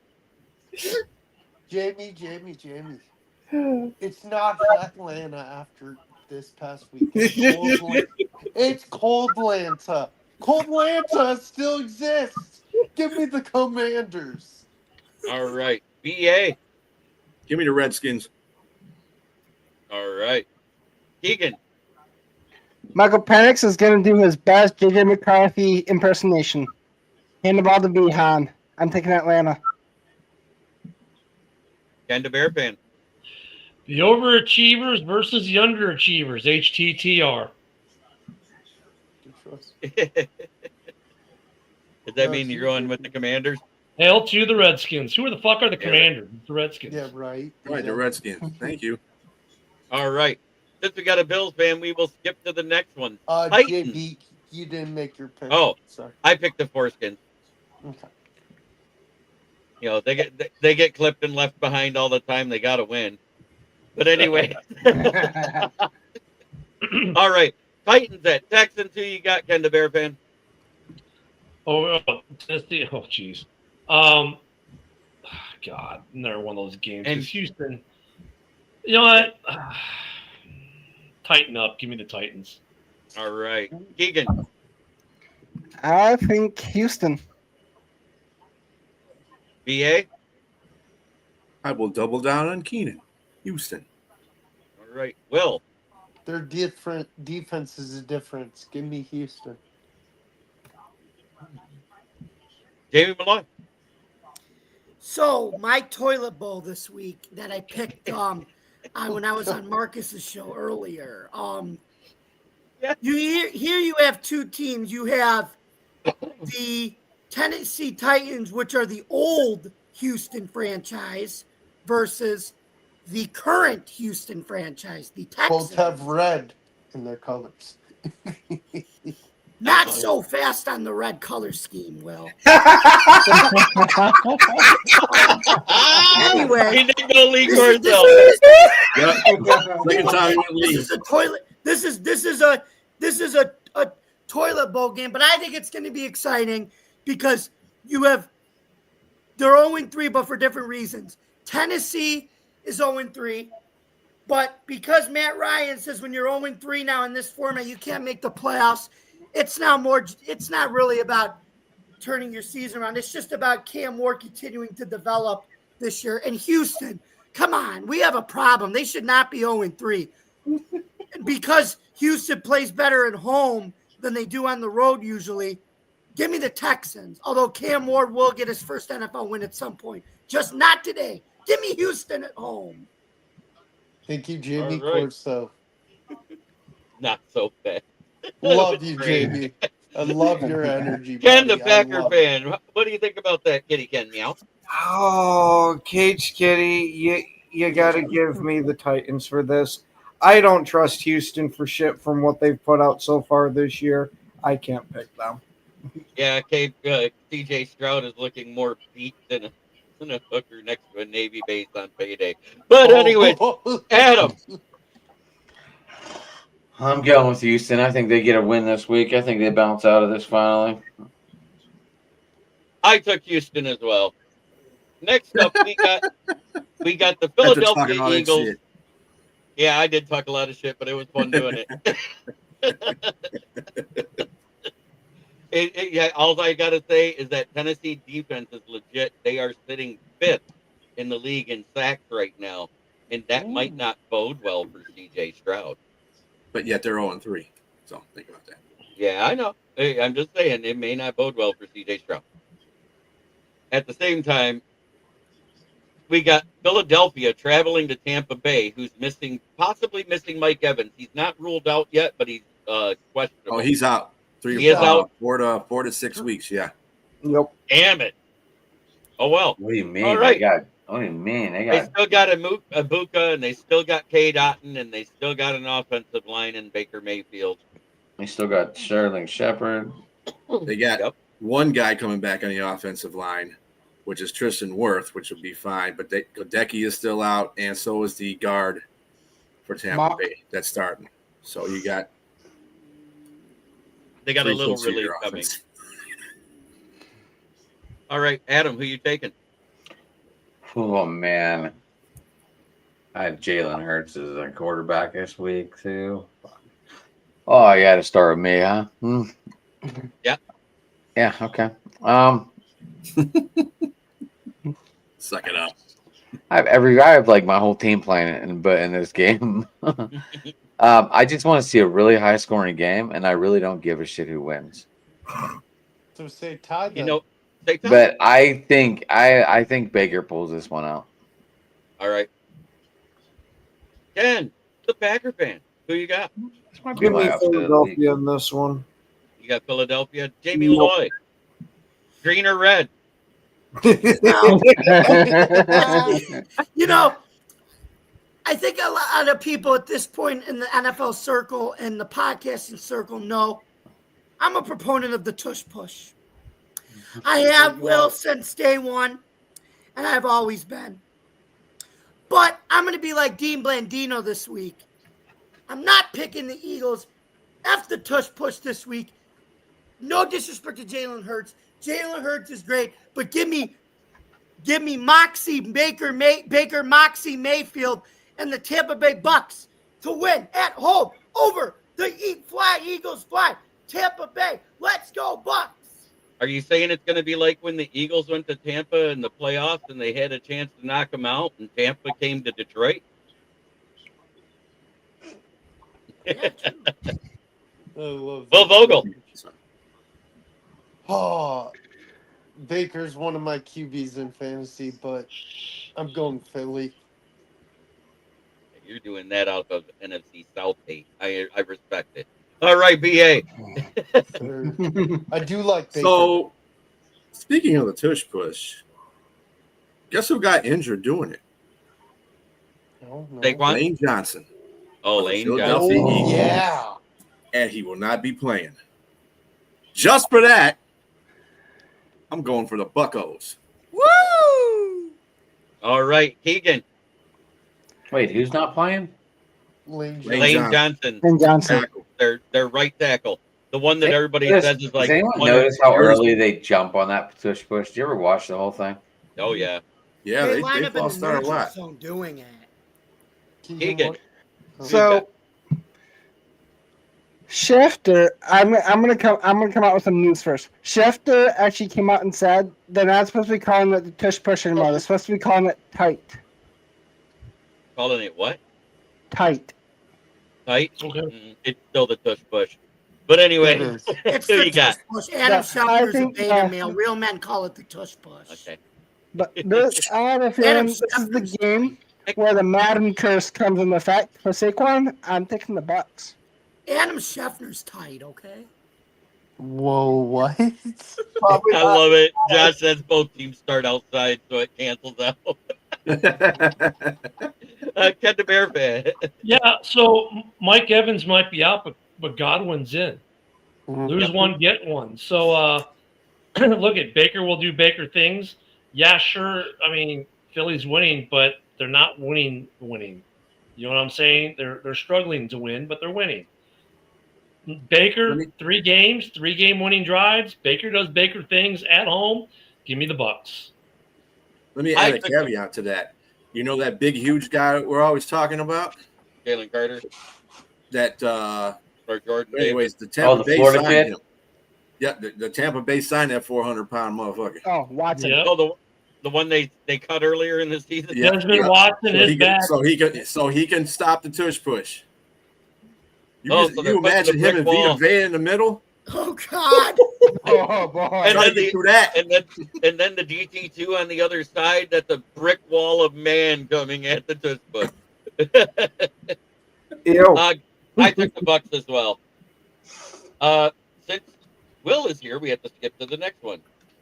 Chargers at Giants. Is anybody picking the Giants to get No. their first I win? am. No.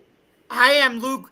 I am, because Russell Wilson ain't starting anymore. It's the Jackson Dart show now. Oh yeah, he's gonna make a lot of difference. He could. I think he will. I want NBA for the Lamar win. to be Jamie, Russell Wilson, Dart. Jamie, I have a question. Tell me the truth. Is it because the Giants have Same a red- offensive line. One What? sec, B. I had a question for Jamie. Is it because they have a red alternate jersey? You're picking the Giants? No, I think No, I'm messing with the you. right I'm call to messing with you. bench to I'm bench messing with you, Russell bud. Wilson. It's Jackson Dart's time. I think he's gonna energize that team now and keep they drafted him to be the guy now, and I think he's gonna energize them to keep Dable and Shane's job later. I'm just They messing should have with started you. him I'm that. They just- should have started Dart next week. A lot easier Yeah, against competition the, next I'm week. with you on that one. Jamie, No, but I I'm- think he's gonna Whoa, get up whoa, for whoa. a game like this. He looks up to guys like Justin Herbert. Okay. He's that type of QB. So I took the Chargers as well. So Jamie's alone on this hill taking the Giants. But I did ask a question in the chat, and I'm going to say, is this the game where the Chargers charger to a loss? Is it No. what now? Is this the game where the Chargers charger to a loss, despite who the coach is, no matter how good they are? When they go on these streaks, they have this game where they just lose one they should not. It's like they look ahead instead of playing.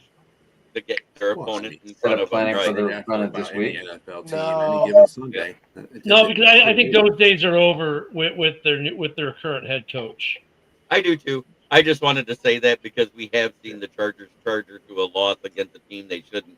And hell, let's look at the game that if they'd have tied, both teams would have been in the playoffs, but they went for the win and fumbled the ball, and Oakland recovered, and they sat on it and went to the playoffs. Remember that? Mm-hmm. Yeah, then he pissed off Derek Carr. Remember that? Yeah. Mm-hmm. Yep.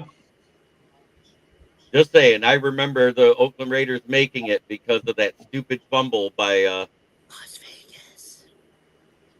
by Justin Herbert trying to run an RPO. I don't. It's Las Vegas, dude. I know, but Raiders went to the playoffs that year because of it. And Anyway. the Steelers didn't. Different coach, though. Oakland's That was curse Staley. word. That was the I like coach. Las Vegas better. That was the year the Steelers didn't make it because of that. That was the year that got Brandon Staley fired too. Anyways, let's go on to the next one. I don't talk about it. Jacksonville at San Francisco. What the San hell's Francisco's Dylan when you need him? Yeah, I know. San Francisco's kind of been getting by on smoke and mirrors, in my opinion, with all the Ricky injuries. Purcell, Ricky Purcell didn't practice today with a knee injury as well. Right. Who you taking there, Ken the Bear fan? Oh, we're starting with me on this one. You know, Did you not want to be first? Yeah, not on this one. You know, because the Niners, well, a surprise, I guess, at 3-0, right? I mean, a little bit of a surprise there. I don't know. Duct tape is generous to say that's what they're keeping this team together with. Scotch tape, maybe. No, I mean, maybe not even that strong. No, But no, it's Blue stronger string tape and than bubble that. gum. Band-Aids. Yeah, I mean, bubble gum, maybe. Yeah, I mean, but then again, Jacksonville, it's like they're so boomy, busty. I'll just go with San Francisco because they're at home. That's the only reason. Mm-hmm. Okay. Keegan. Pierce thought about a man up and play. I'm picking Jacksonville. Oh, you got him on your fantasy, huh? PA? You got Goldilocks, don't you? I want San Francisco to lose, but they're not going to do it this week against Jacksonville. Lucky bastards. Mac Jones is Hey, also Jack- going up against his former team. Brock Purdy's back this week. Oh, is he? Yeah. Will. San Fran. Jamie. You know, It's red. last year I would have picked the 49ers because the Jaguars weren't that great. But this year I digress. Jacksonville, They got rid of Doug Peterson. They brought in Leon, the quarterback whisperer, Cohen, as head coach. And I'm riding the Leon Cohen bandwagon. Give me Jacksonville an upset in Santa Clara. And where did? Right. Oh, I was gonna make you. Never mind. Go ahead. Ken, the bearded Packer fan. Are you alive? Oh, somehow. Okay. But seeing as how my co-host that moonlights as the Jacksonville Jaguars head coach didn't pick his team, I will. Give me Jacksonville. And give me a Duval, Ken. Duval! I'll do it That my wasn't way. me, but that worked. Adam, Make who him you earn got? it. I'm taking San Francisco. I took Jacksonville because of Nick Bosa's injury and being out for the season. Mm-hmm. Indy at LA, and it's a 3.5 point line. LA Rams is only given 3.5 points. You get 3 points for being at home, right? Yep. Yes. Oh, that's right, because if you're in LA, because they have no football fans, you're not at home when you are at home. Oh. Who you got there, Adam? Ooh, And Jared Verse might not play. Oh. I'm going with the Colts. Jonathan Taylor's on fire right now. Mm-hmm.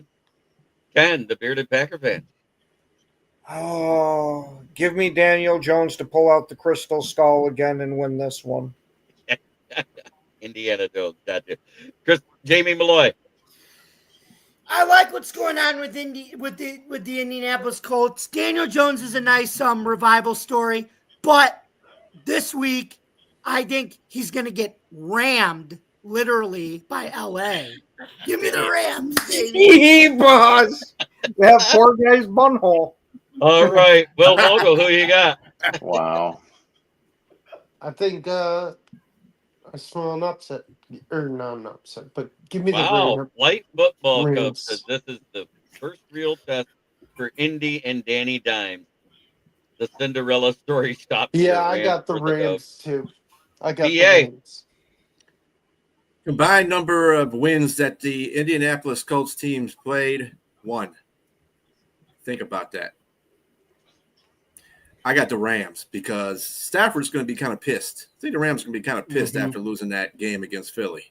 And they're at home. Yeah, I'll take the Rams. Wow, yeah. Hey, that was pretty tough to lose on a blocked field goal by Jalen Kelly's Hurts hot. being scooped up by Jalen Carter. By some big fat fuck. Yeah. And Kelly's But anyway. hot. Give me the Rams. Keegan. I agree with Boo. I'm taking the scams. All right. Ken the Bear fan. Yeah, I'm taking the Rams. I took Indy. I'm riding the Indiana Jones train on the Last Crusade. Good luck. He took the He's Last getting rammed Crusade, this week. going anywhere. It might Oh, be the last it's the secondary toilet bowl game of the week. The 1-2 Baltimore Ravens versus the 1-2 Kansas Shitty Chiefs. Chief Frog Throat versus Lamar Jackson. Who you got there, Ken the Bear fan? Oh, is this actually a question? Ravens. Yeah. All right. Keegan. I think this loss to the Lions, Baltimore's going to struggle this next couple of weeks. I'm taking KC. Wow. BA. Yeah. I'm going with KC. Will. KC and the Sunshine Band Chiefs. All right. Jamie Malloy.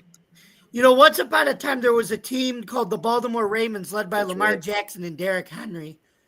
But that all changed these first 3 weeks when the Bills, even though they struggled to stop the run with Henry, the Cleveland Browns and the Lions found a formula to hold Derrick Henry to under 100 yards. And since then, I think the league has caught on to how you stop King Henry Well, it took a decade. and Lamar. I think the league has caught up to that. Now it only took for so long. And the Chiefs, yeah, they're not going to win with their offense, but they still have a Hall of Fame defensive coordinator named Steve Spagnuolo. And I think his defense is perfect for shutting down Lamar, and Derrick Henry. Give me the Chiefs, but the only way to go, that's how they're going to win games this year is with C. Spagnuolo's defense, not their offense. There you go. This game decides either team's season. Baltimore the must Kansas want City revenge. Go ahead. I'm reading this. This game, Baltimore must want revenge here after being slapped hard at home. You want to make a statement? You do it right here. Ravens get the dub in a super close game. I like that call. Here, here. Ken, the Packer fan. Give Go me, on and give it. give me Chief Frog Throat in this one. You're taking Chief Frog Throat. Adam, who you taking? I'm going Chiefs. I think I had the Chiefs. I don't know. I think I had the. I can't find my paper. Didn't know we were doing picks. I think I had the Chiefs. I took the Ravens because they're going to bounce back pissed off, and King Henry's going to hold on to the ball, except in the fourth quarter, that they're still going to win by 30. Now we got to go to the Monday night games because the next two have two people that are here too. New York Jets at Miami, the battle of the Opers, 0 for 3, toilet bowl of the week. Who's going to be the winner, Adam? Oh my god. Shit. Nope, not an option. Yeah, I thought those were the only two options. I'm gonna go. Jesus Christ, fuck. Does Aaron Glenn get his first win, or does Tua turn the ball over, not turn the ball over? That's your question, right? It's like shit on shit here. It is. Shit on shit. Yeah, but the Jets are building a culture with Aaron Glenn now. I think they're not winning yet, but it's. I think Miami has to win this game. I think Miami has to win this game, or Mike McDonald's really going to be on a fire ass. Oh, he's on fire. Trust me. He's already in a pogo stick. So you're taking Miami? I know, but it's going to get worse if he loses this one. He's a dweeb, Mike McDaniel. So you're taking Miami. Ken He got beat up on the Ken bus. the Packer fan. Who you got?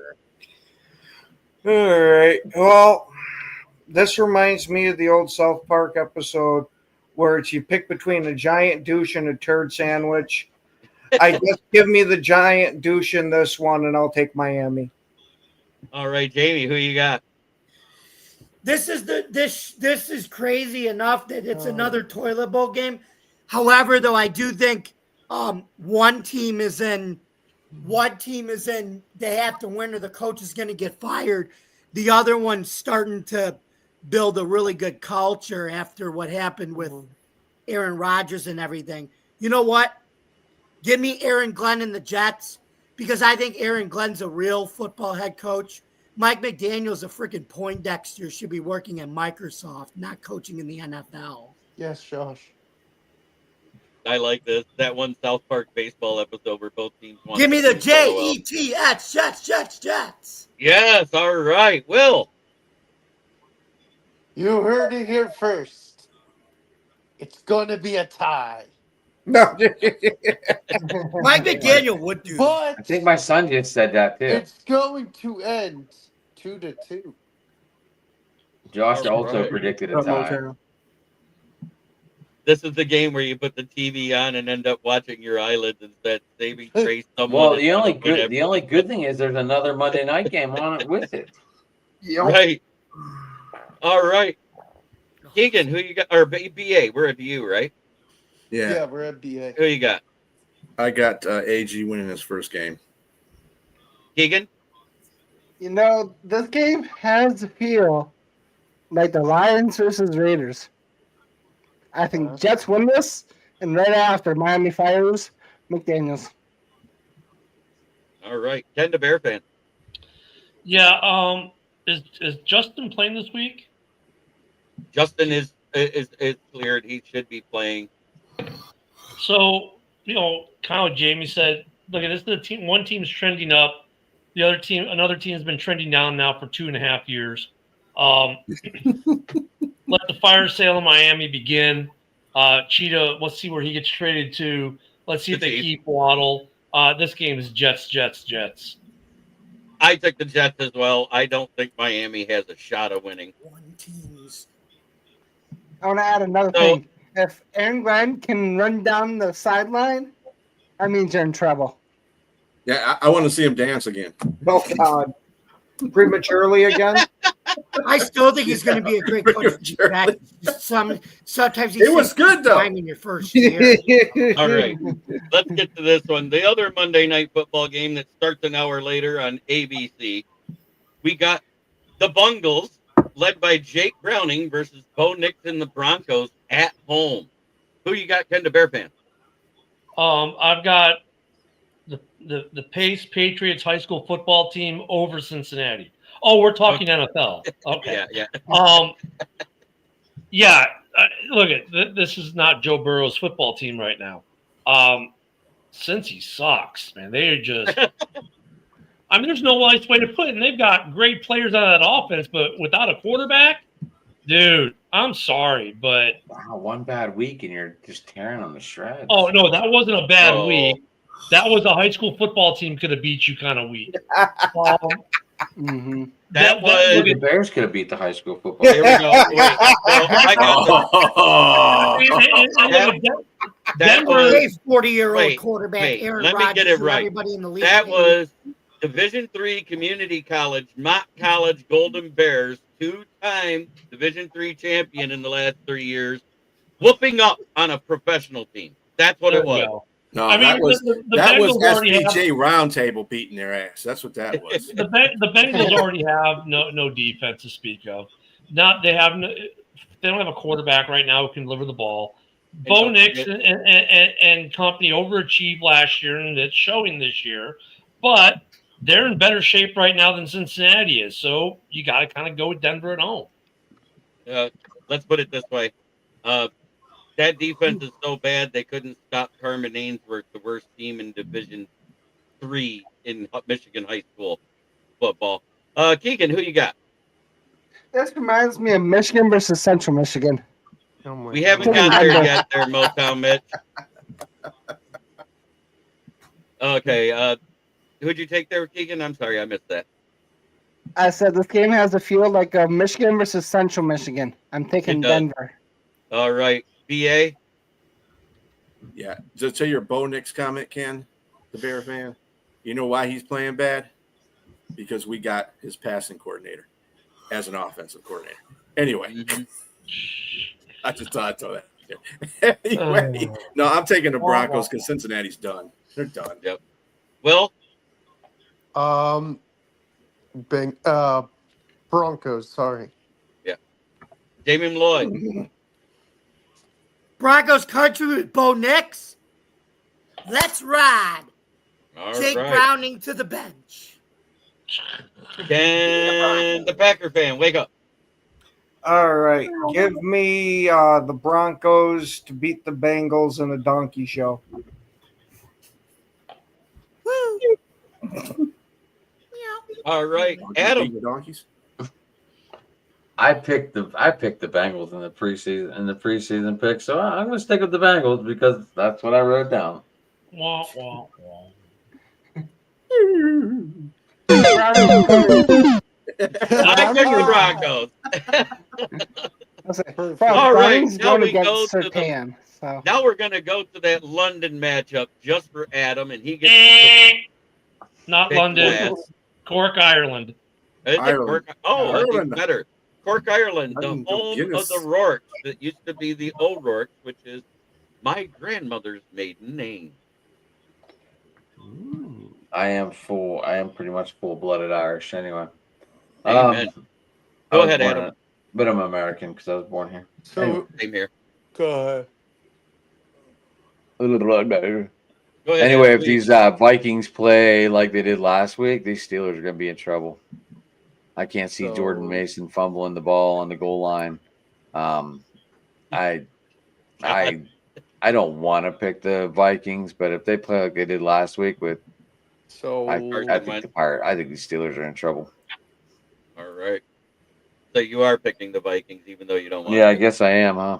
to. All right. Get the Bear fan. Even though don't watch our back to show when back. I did our prediction on the Vikings. Don't watch that. Okay. Ken, You the guys Packer were there fan. for that. I've flipped back and forth with this game so many times. I can't trust the Steelers' run defense this year, and Minnesota's actually using their running back that they got from the 49ers. Jordan Mason. Yep. I was going to say, I constantly mess up on the guy's name, so I just gave up trying to remember it, especially when I'm half dead over here. But I guess give me Minnesota. Jamie Malloy. Give me that Steelers 3-4 defense over the Vikings, led by Hayward, Watt, and those guys, and even Derek Harmon for getting his first sack. He's on a limited snap count, though, Jamie, just to let you know. What? I know we're getting Bishop back and everything else, but I'm sorry.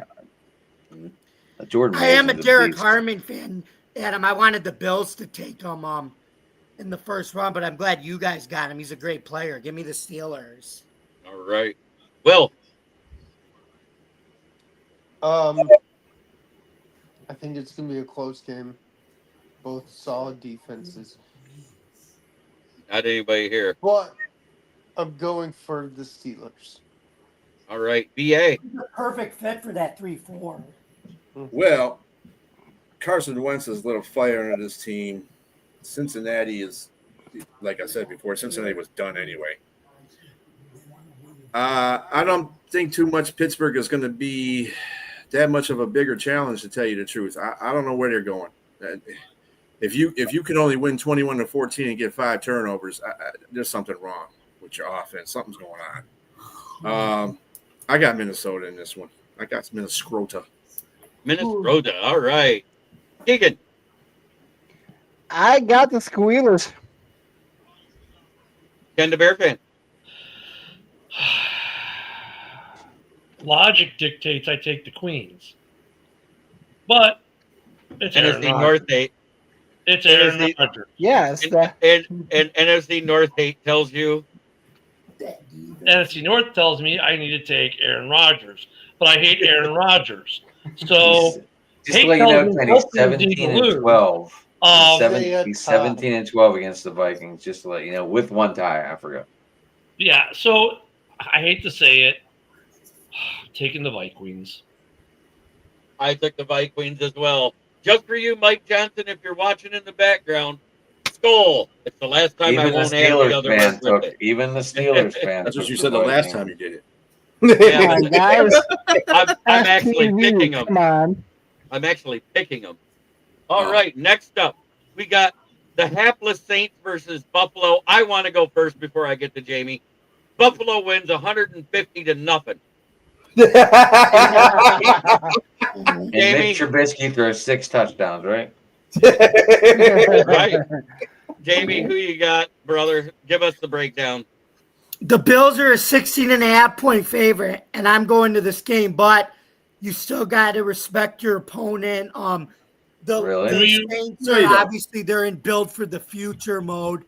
They do have a good first-year head coach, and I like Kellen Moore. I think he's going to get that team going in the future, and I believe and I think this is a good game for the Bills if they do well to get their second string in, and I think this is also another another exposure game for the young quarterbacks in Spencer Rattler and Tyler Shote to be able to go up against that defense and to be able to see Josh Allen on the other sideline. That's going to help them in their development. I'm pretty sure Spencer Rattler and Tyler Shote look up to guys like Josh Allen because Josh Allen's one of the golden standards.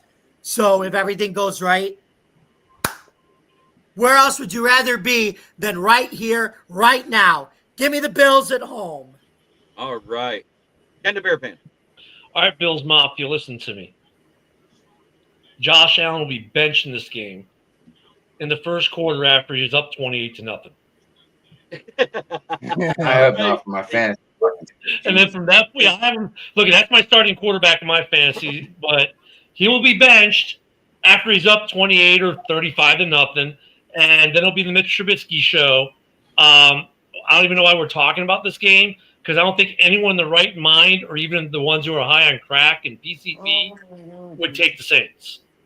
In fact, I don't even think anyone who works for the Saints would take the Saints in this game.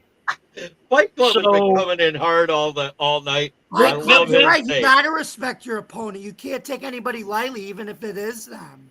I'm right about that. I feel like Danny Allen is putting up 50 fucking points. You gotta respect your opponent. You can't take anybody lightly. Okay, quickly. We will see Mitch Trubisky in this game. That's how bad of a beating they're going to put. Okay, let's make it real easy. Real quick, is anybody here picking Big Hoss with the sauces ain't?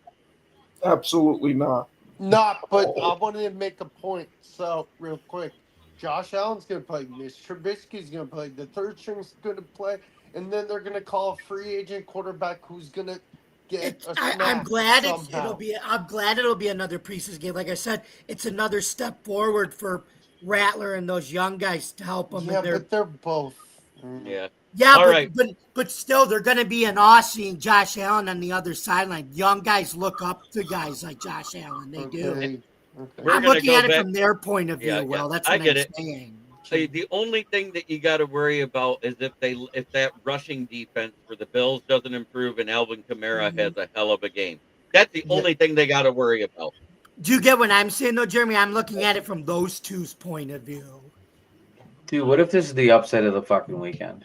Oh, God. Oh, God. With Chris Olave being out, Bill, Tuesday night would be a total fucking shit show. I wouldn't even know where to go. Like, that would be just lost. I want to see the Tuesday open mic night if that happens. That's all I got to say. I would change it to Saints night. I would change it to Saints night. One Tuesday now, Saints night.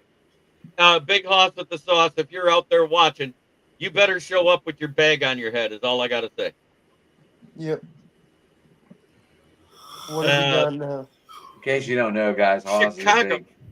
is a Saints and Houston guy on the channel. Yeah. Chicago at Las Vegas. It's the Bears versus the Raiders. Ken, the Bear fan, give your breakdown. The only problem I see for the Bears is the run defense. So Genti will probably have a good game, but after that, with the gold jacket, I mean Bowers being somewhat injured, that offense doesn't scare me in Vegas. The defense, I don't know why they moved Crosby from the 8 to the 5, but whatever. The offense is progressing. I have the Bears winning this game.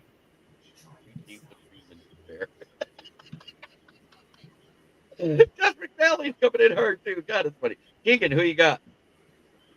You know, I'm going to do an upset here. I think that Raiders that Max Crosby is gonna be some sort of test for that Chicago line. I still gotta take the Raiders. I still gotta take Crosby and the Raiders. All right, BA.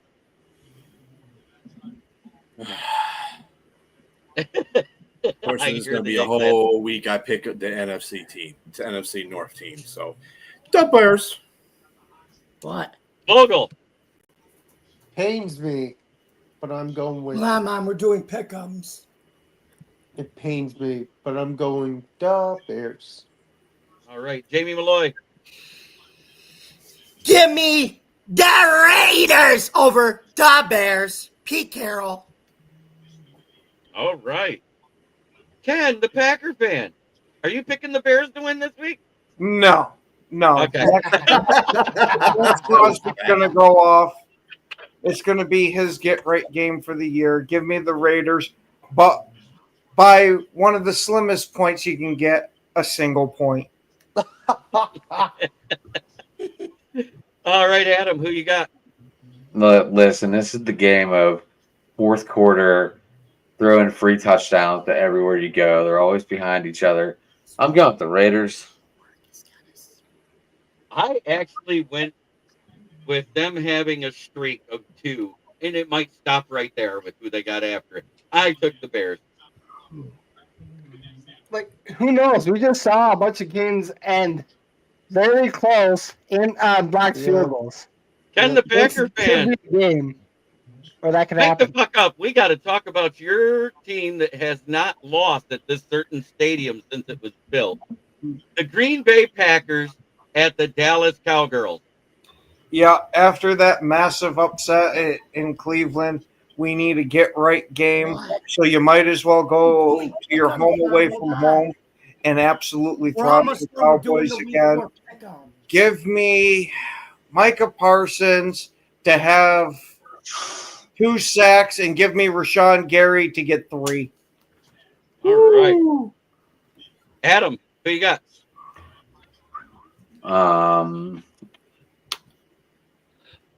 Yeah, they got to go with Green Bay here.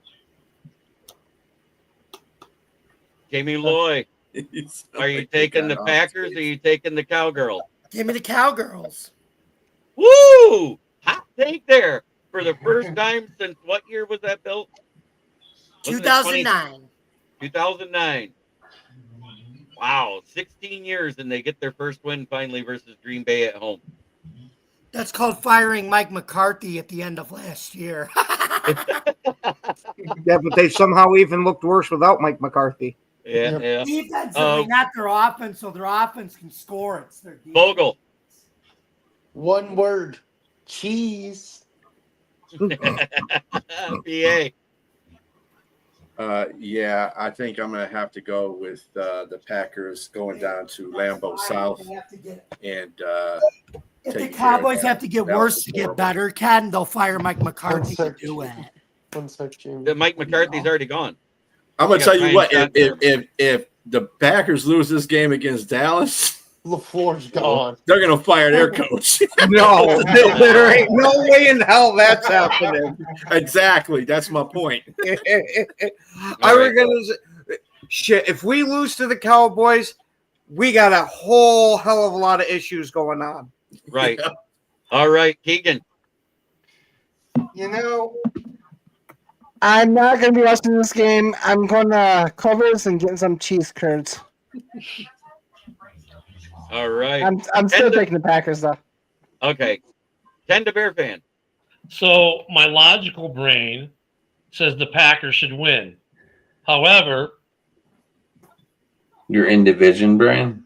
how about them boys? They're going to bounce back and show them why that they didn't need Micah Parsons. And besides, I just want to be able to talk shit to Packer fans, even though I think they should win this game. I just want the Cowboys to win, so the Packers have to eat some of that pie again for 2 weeks in a row. You know, the one that starts with an H.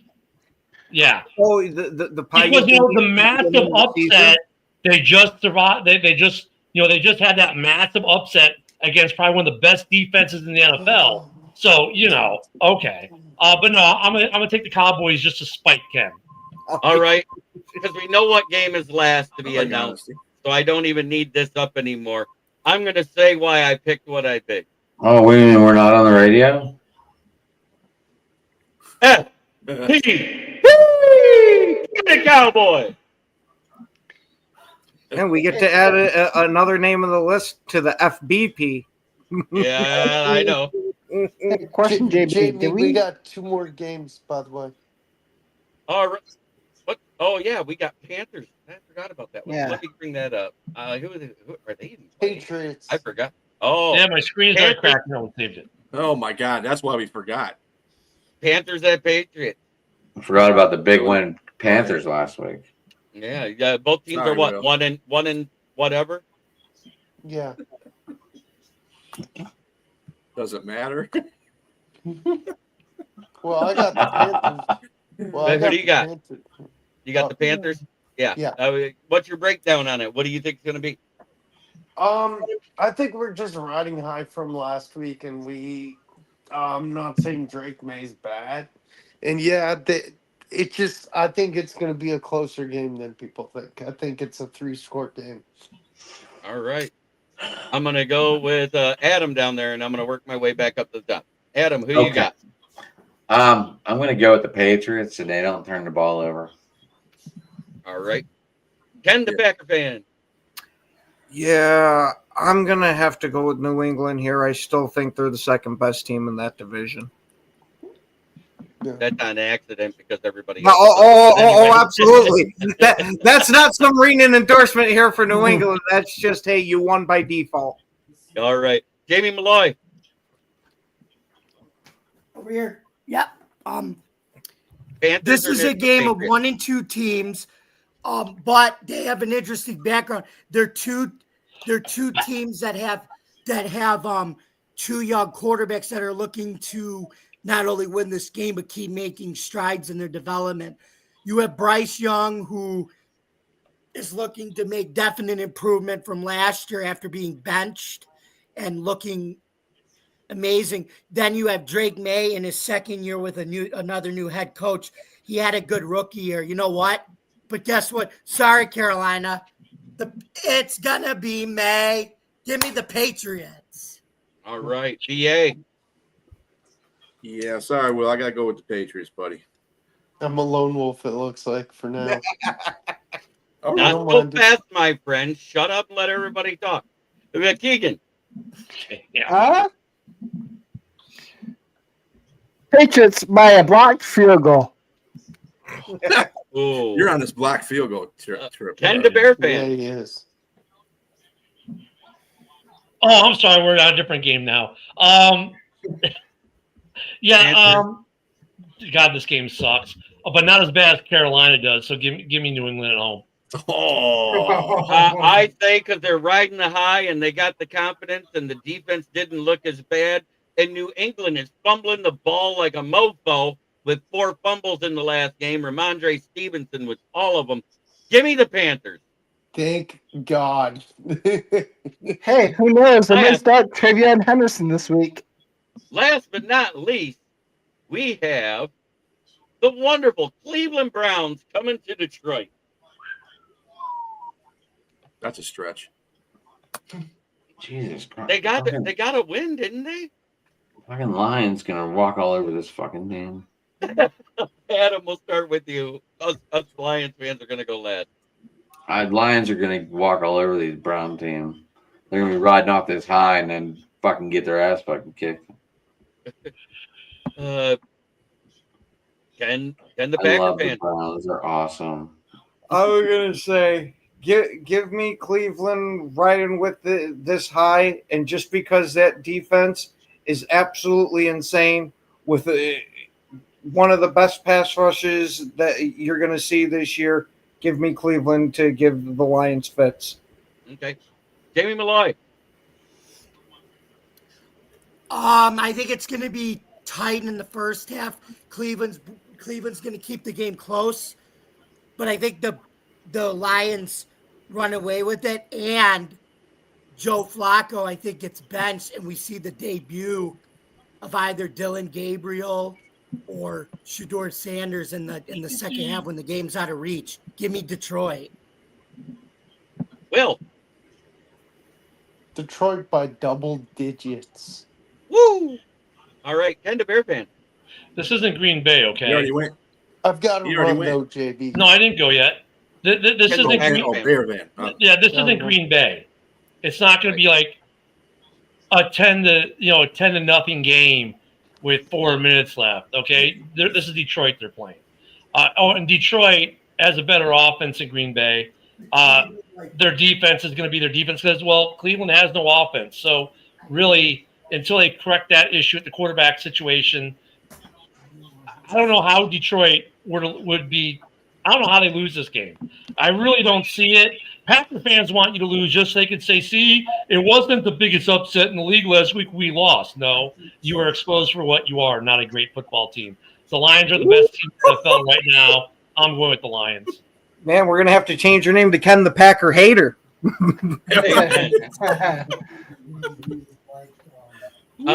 Keegan. Week 1, we went against Packers. The O-line didn't gel, but we just saw Panay Sewell have almost a perfect PFF grade against the Ravens. I feel like Panay is going to stop Myles Garrett dead in his tracks, and we're going to win by 20. Woo! BA. Yeah. I'm sorry, Ken. Cleveland did expose some certain things about the Packers that I kind of figured that was going to happen during going into the season. But we have the better offense. I think that, and we have the better. Well, we don't have the better defense than Cleveland, but we do have a better defense against their offense. I think Aiden Hudson's going to have a breakout game. He's going to have like 2.5 sacks to 3. And you also know that played a great game on Monday night. The Browns had to replace DeJuan Jones at offensive tackle. So he's out. He's a starter for Cleveland. So it's, they're going to get their butt whipped. I think it's going to be a 21-point win. Hey, before you go, let me add something to my take. I think some of the score gets run up because of offensive turnovers, i.e., pick six, fumble scoop sixes. But Keegan, I disagree. No one stops Garrett the whole game. Garrett will still get a sack. Mm-hmm. Oh yeah, Garrett's still going to be a force.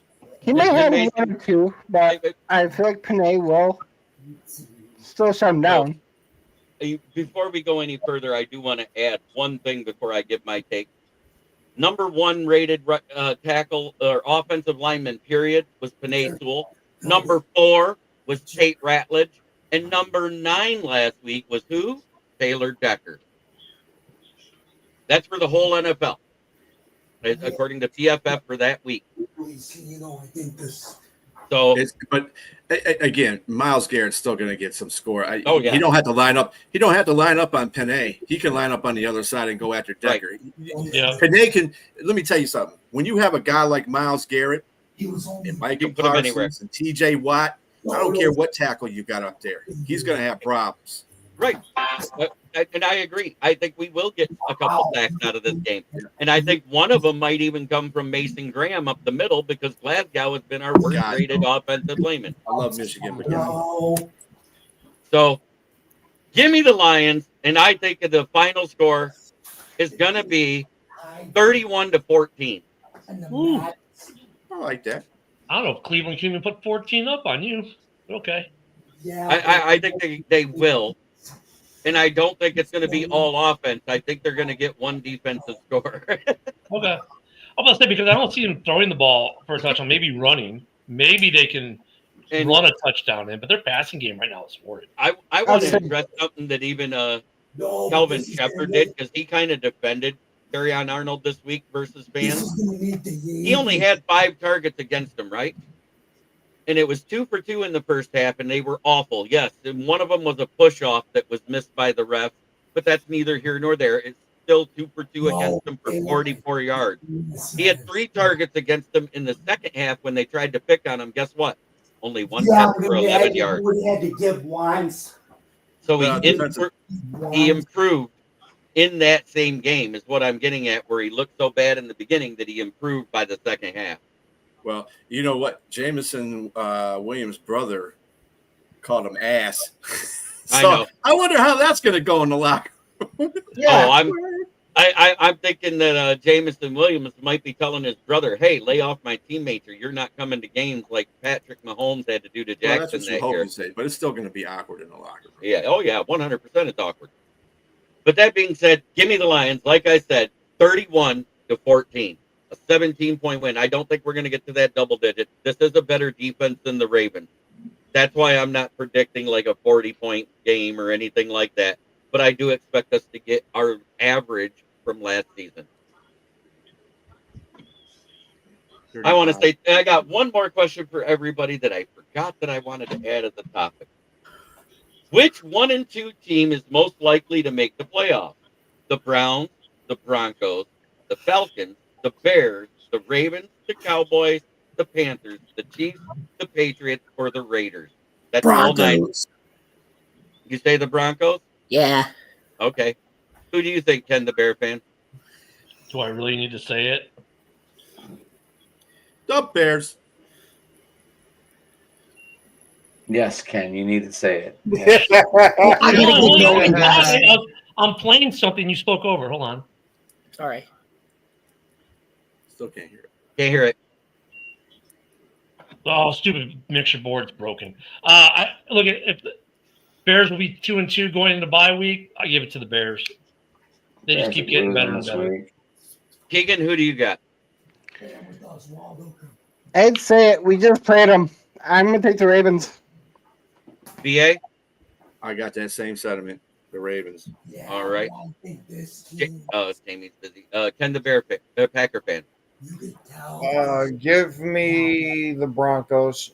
I think Sean Payton, gets them to right that ship. Hey, this Adam? question should have been marked out. Which from the AFC, which from the NFC too. That's another weird thing, but that's okay. No, because every year there's only one 1-2 team out of Okay. all of them that makes it. I That's why I gotta asked it. think the Ravens figure this shit out. Yeah. Yeah. But Jamie? but they gotta be able to hold on to the damn football. Okay, which of those 1-2 teams between the Browns, Broncos, Falcons, Bears, Ravens, Cowboys, Panthers, Chiefs, Patriots, or Raiders makes the playoffs? I already gave my pick. Oh, you They did. I said They did Broncos. Okay, Broncos. I think it's the Ravens too. I think they're going to get right this week and just stomp. I got to them get up. going, guys. All right. Yep. Have a great night, All right, Jamie. Jamie. Give your exit. Give your exit, brother. Hold on, Okay. let me 15 minutes. Go. Yep. You guys can follow me, yours truly, on Bill's Chat 1 at Bill's Mafia Chat, and also at Jamie Malloy, the unbiased journalist, at DJ Dogtags on X. You can find me at theforkball.com where I write about all sports. You can catch me on Driving to the Top Productions every Tuesday night at 8 o'clock p.m. where Joe Dalio and I do our Buffalo Sports Conversation Room show where we discuss weekly NFL and Bills news and we give predictions of scores and how we think they turned out. Then when that same Tuesday night at 9 o'clock p.m. on Driving to the Top Productions, you could catch me, Adam, Ken, Jeremy, and the Driving to the Huddle crew, where it's kind of half of Driving to the Top and part of Huddle Sports Net on Open Sports Mike, where anything goes. We talk about anything, and it could get very rowdy on there sometimes. But What? and then every Wednesday night at 9 o'clock p.m. you could catch me, Jeremy, Ken, and the wonderful Huddle Sports crew, or as I call them, the 18 and over crew, on the Huddle Sports Network. You can catch us every Wednesday night in NFL Roundtable Talks. Catch us on Roku TV, Fire Stick, Facebook, YouTube, take your pick. And then every Thursday, starting in the off season of the NFL, me, Adam, Jeremy, and Marcus will be doing our UFL show of season 3. And it's going to be a pretty interesting season 3. We have a new owner joining the ownership group. He's a billionaire. He's kind of thinking out of the box on how he wants to do things. So it'll probably be good for the sustainability of the league. And don't forget to subscribe to our YouTube page. Don't forget to like, comment, and ring the bell for notifications. And for more content on Huddle Sports Network, please visit us on Roku TV, Fire Stick, YouTube, Facebook, wherever you get your podcast. Thank you very much for listening, folks. And for Jeremy and the rest of the Huddle Sports Network crew, I'm Jamie Malloy, and this has been another episode of NFL Roundtable Talk. Good night, everybody. Good night, Jamie. We'll see you next time, brother. See you, buddy. Adam, tell everybody where they can find you. You give me that Sports Talking It on Twitter. You can get me at Driving to the Top Productions on the YouTube channel. Jamie just mentioned all that. You can get me on Facebook at Adam McNally, depending on what account I'm looking at. And Ken the Packer fan's fucking passed out up there in the corner. But anyway, he's really bored, ready to get out of here. He's probably done like 30 podcasts today because that's what he does. And so that's where you can find me. You can get until Rich gets out of the hospital and gets healthy again. I'll probably be popping in here on Wednesdays. I'm sure Jeremy would like that for a little bit. So it's good. It's good. I feel good jumping back and forth. I wasn't a host tonight, so it was kind of like, I don't know. It kind of lets you just relax a little bit on the show.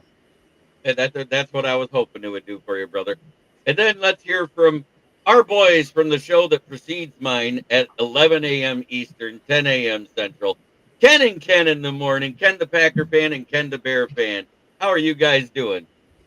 Half asleep over here. I think I speak for both of us. Well, you can find them here every Wednesday night. Before this show, you can find Ken the Packer fan on the Red Zone Rant, I believe it's called. And then before that, on Wednesdays, usually you can find Ken the Bear fan on Hal It's All Report, correct? Yep. 7 p.m. Central every Wednesday. We can find us. Oh, go ahead. I'll say, and you can find Hal It's All Report on Sundays at 11 a.m. Central for pregame. Awesome. You can find Keegan here every Wednesday and Friday when he's not busy on Fridays. He almost always makes Wednesdays during the season. Hey, you're actually moving on the camera now. That's great. You were frozen. I like you that, were frozen for 3 shows in the show. That is good. I like that. You got I was your own frozen? logo. Yeah, you were frozen almost the whole show. I thought you were about ready to start singing "Let It Go, Let It Go" because you're frozen. Yeah. BA, tell him about one ass cheek and 3 toes.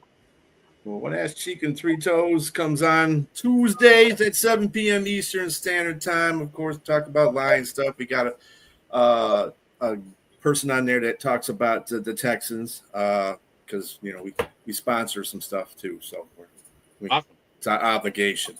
I Obligation. also am on JB's show noontime Friday, and I do produce numerous shows out through the week for national sports streaming sports. So I'm on like 7 p.m. on Monday, 6 p.m. on Wednesday, 8 a.m. on Saturday and Sunday. I got too much to do. I just don't have a show on Thursday. So thank God for that. You get a day off. What the hell is that? Yeah, I got a day off. Believe it or What you not. got wrong? What do you got against with people having a day off, Adam? I get Saturdays off. There you go. And you can find me 5 days a week, Monday through Friday at noon on the Huddle Sports Network, on my channel, Kneecap Fighting with the Motor City Lions, on Facebook and Twitter. You can also find me on the Huddle Sports app on Roku and Amazon Fire Stick for that show. You can find me every Wednesday night right here where I invite people of all teams because I am not that guy. I like being able to have differing opinions from people of different teams because guess what? It makes us all a better community if we work together, which is why I'm also on Adam's podcast on Tuesdays on Driving to the Top Production on the Open Mic Sports Night, where we talk about all sports, not just football. And then you can also find me on Fire Up on the South Florida Tribune, who I write for because they own the Motor City Tribune name. I'm kind of in the dark tonight, Jeremy, just because of the hat. I didn't want to take. Nice. I like that. Well, I didn't want to take a lot of grief tonight. All right. All right. You're good. Hey, go for it. Let me tell you, this team is hot as hell right now. Yeah, Tigers are shit. So we'll admit that. You didn't notice, As always. You'd have the game on to my right. Yep. And as always, as I say at the end of every show, try every day to be a better person than you were the day before. That's the only way to make the world a better place. It starts right here. Much love to everybody. Peace, love, and chicken grease.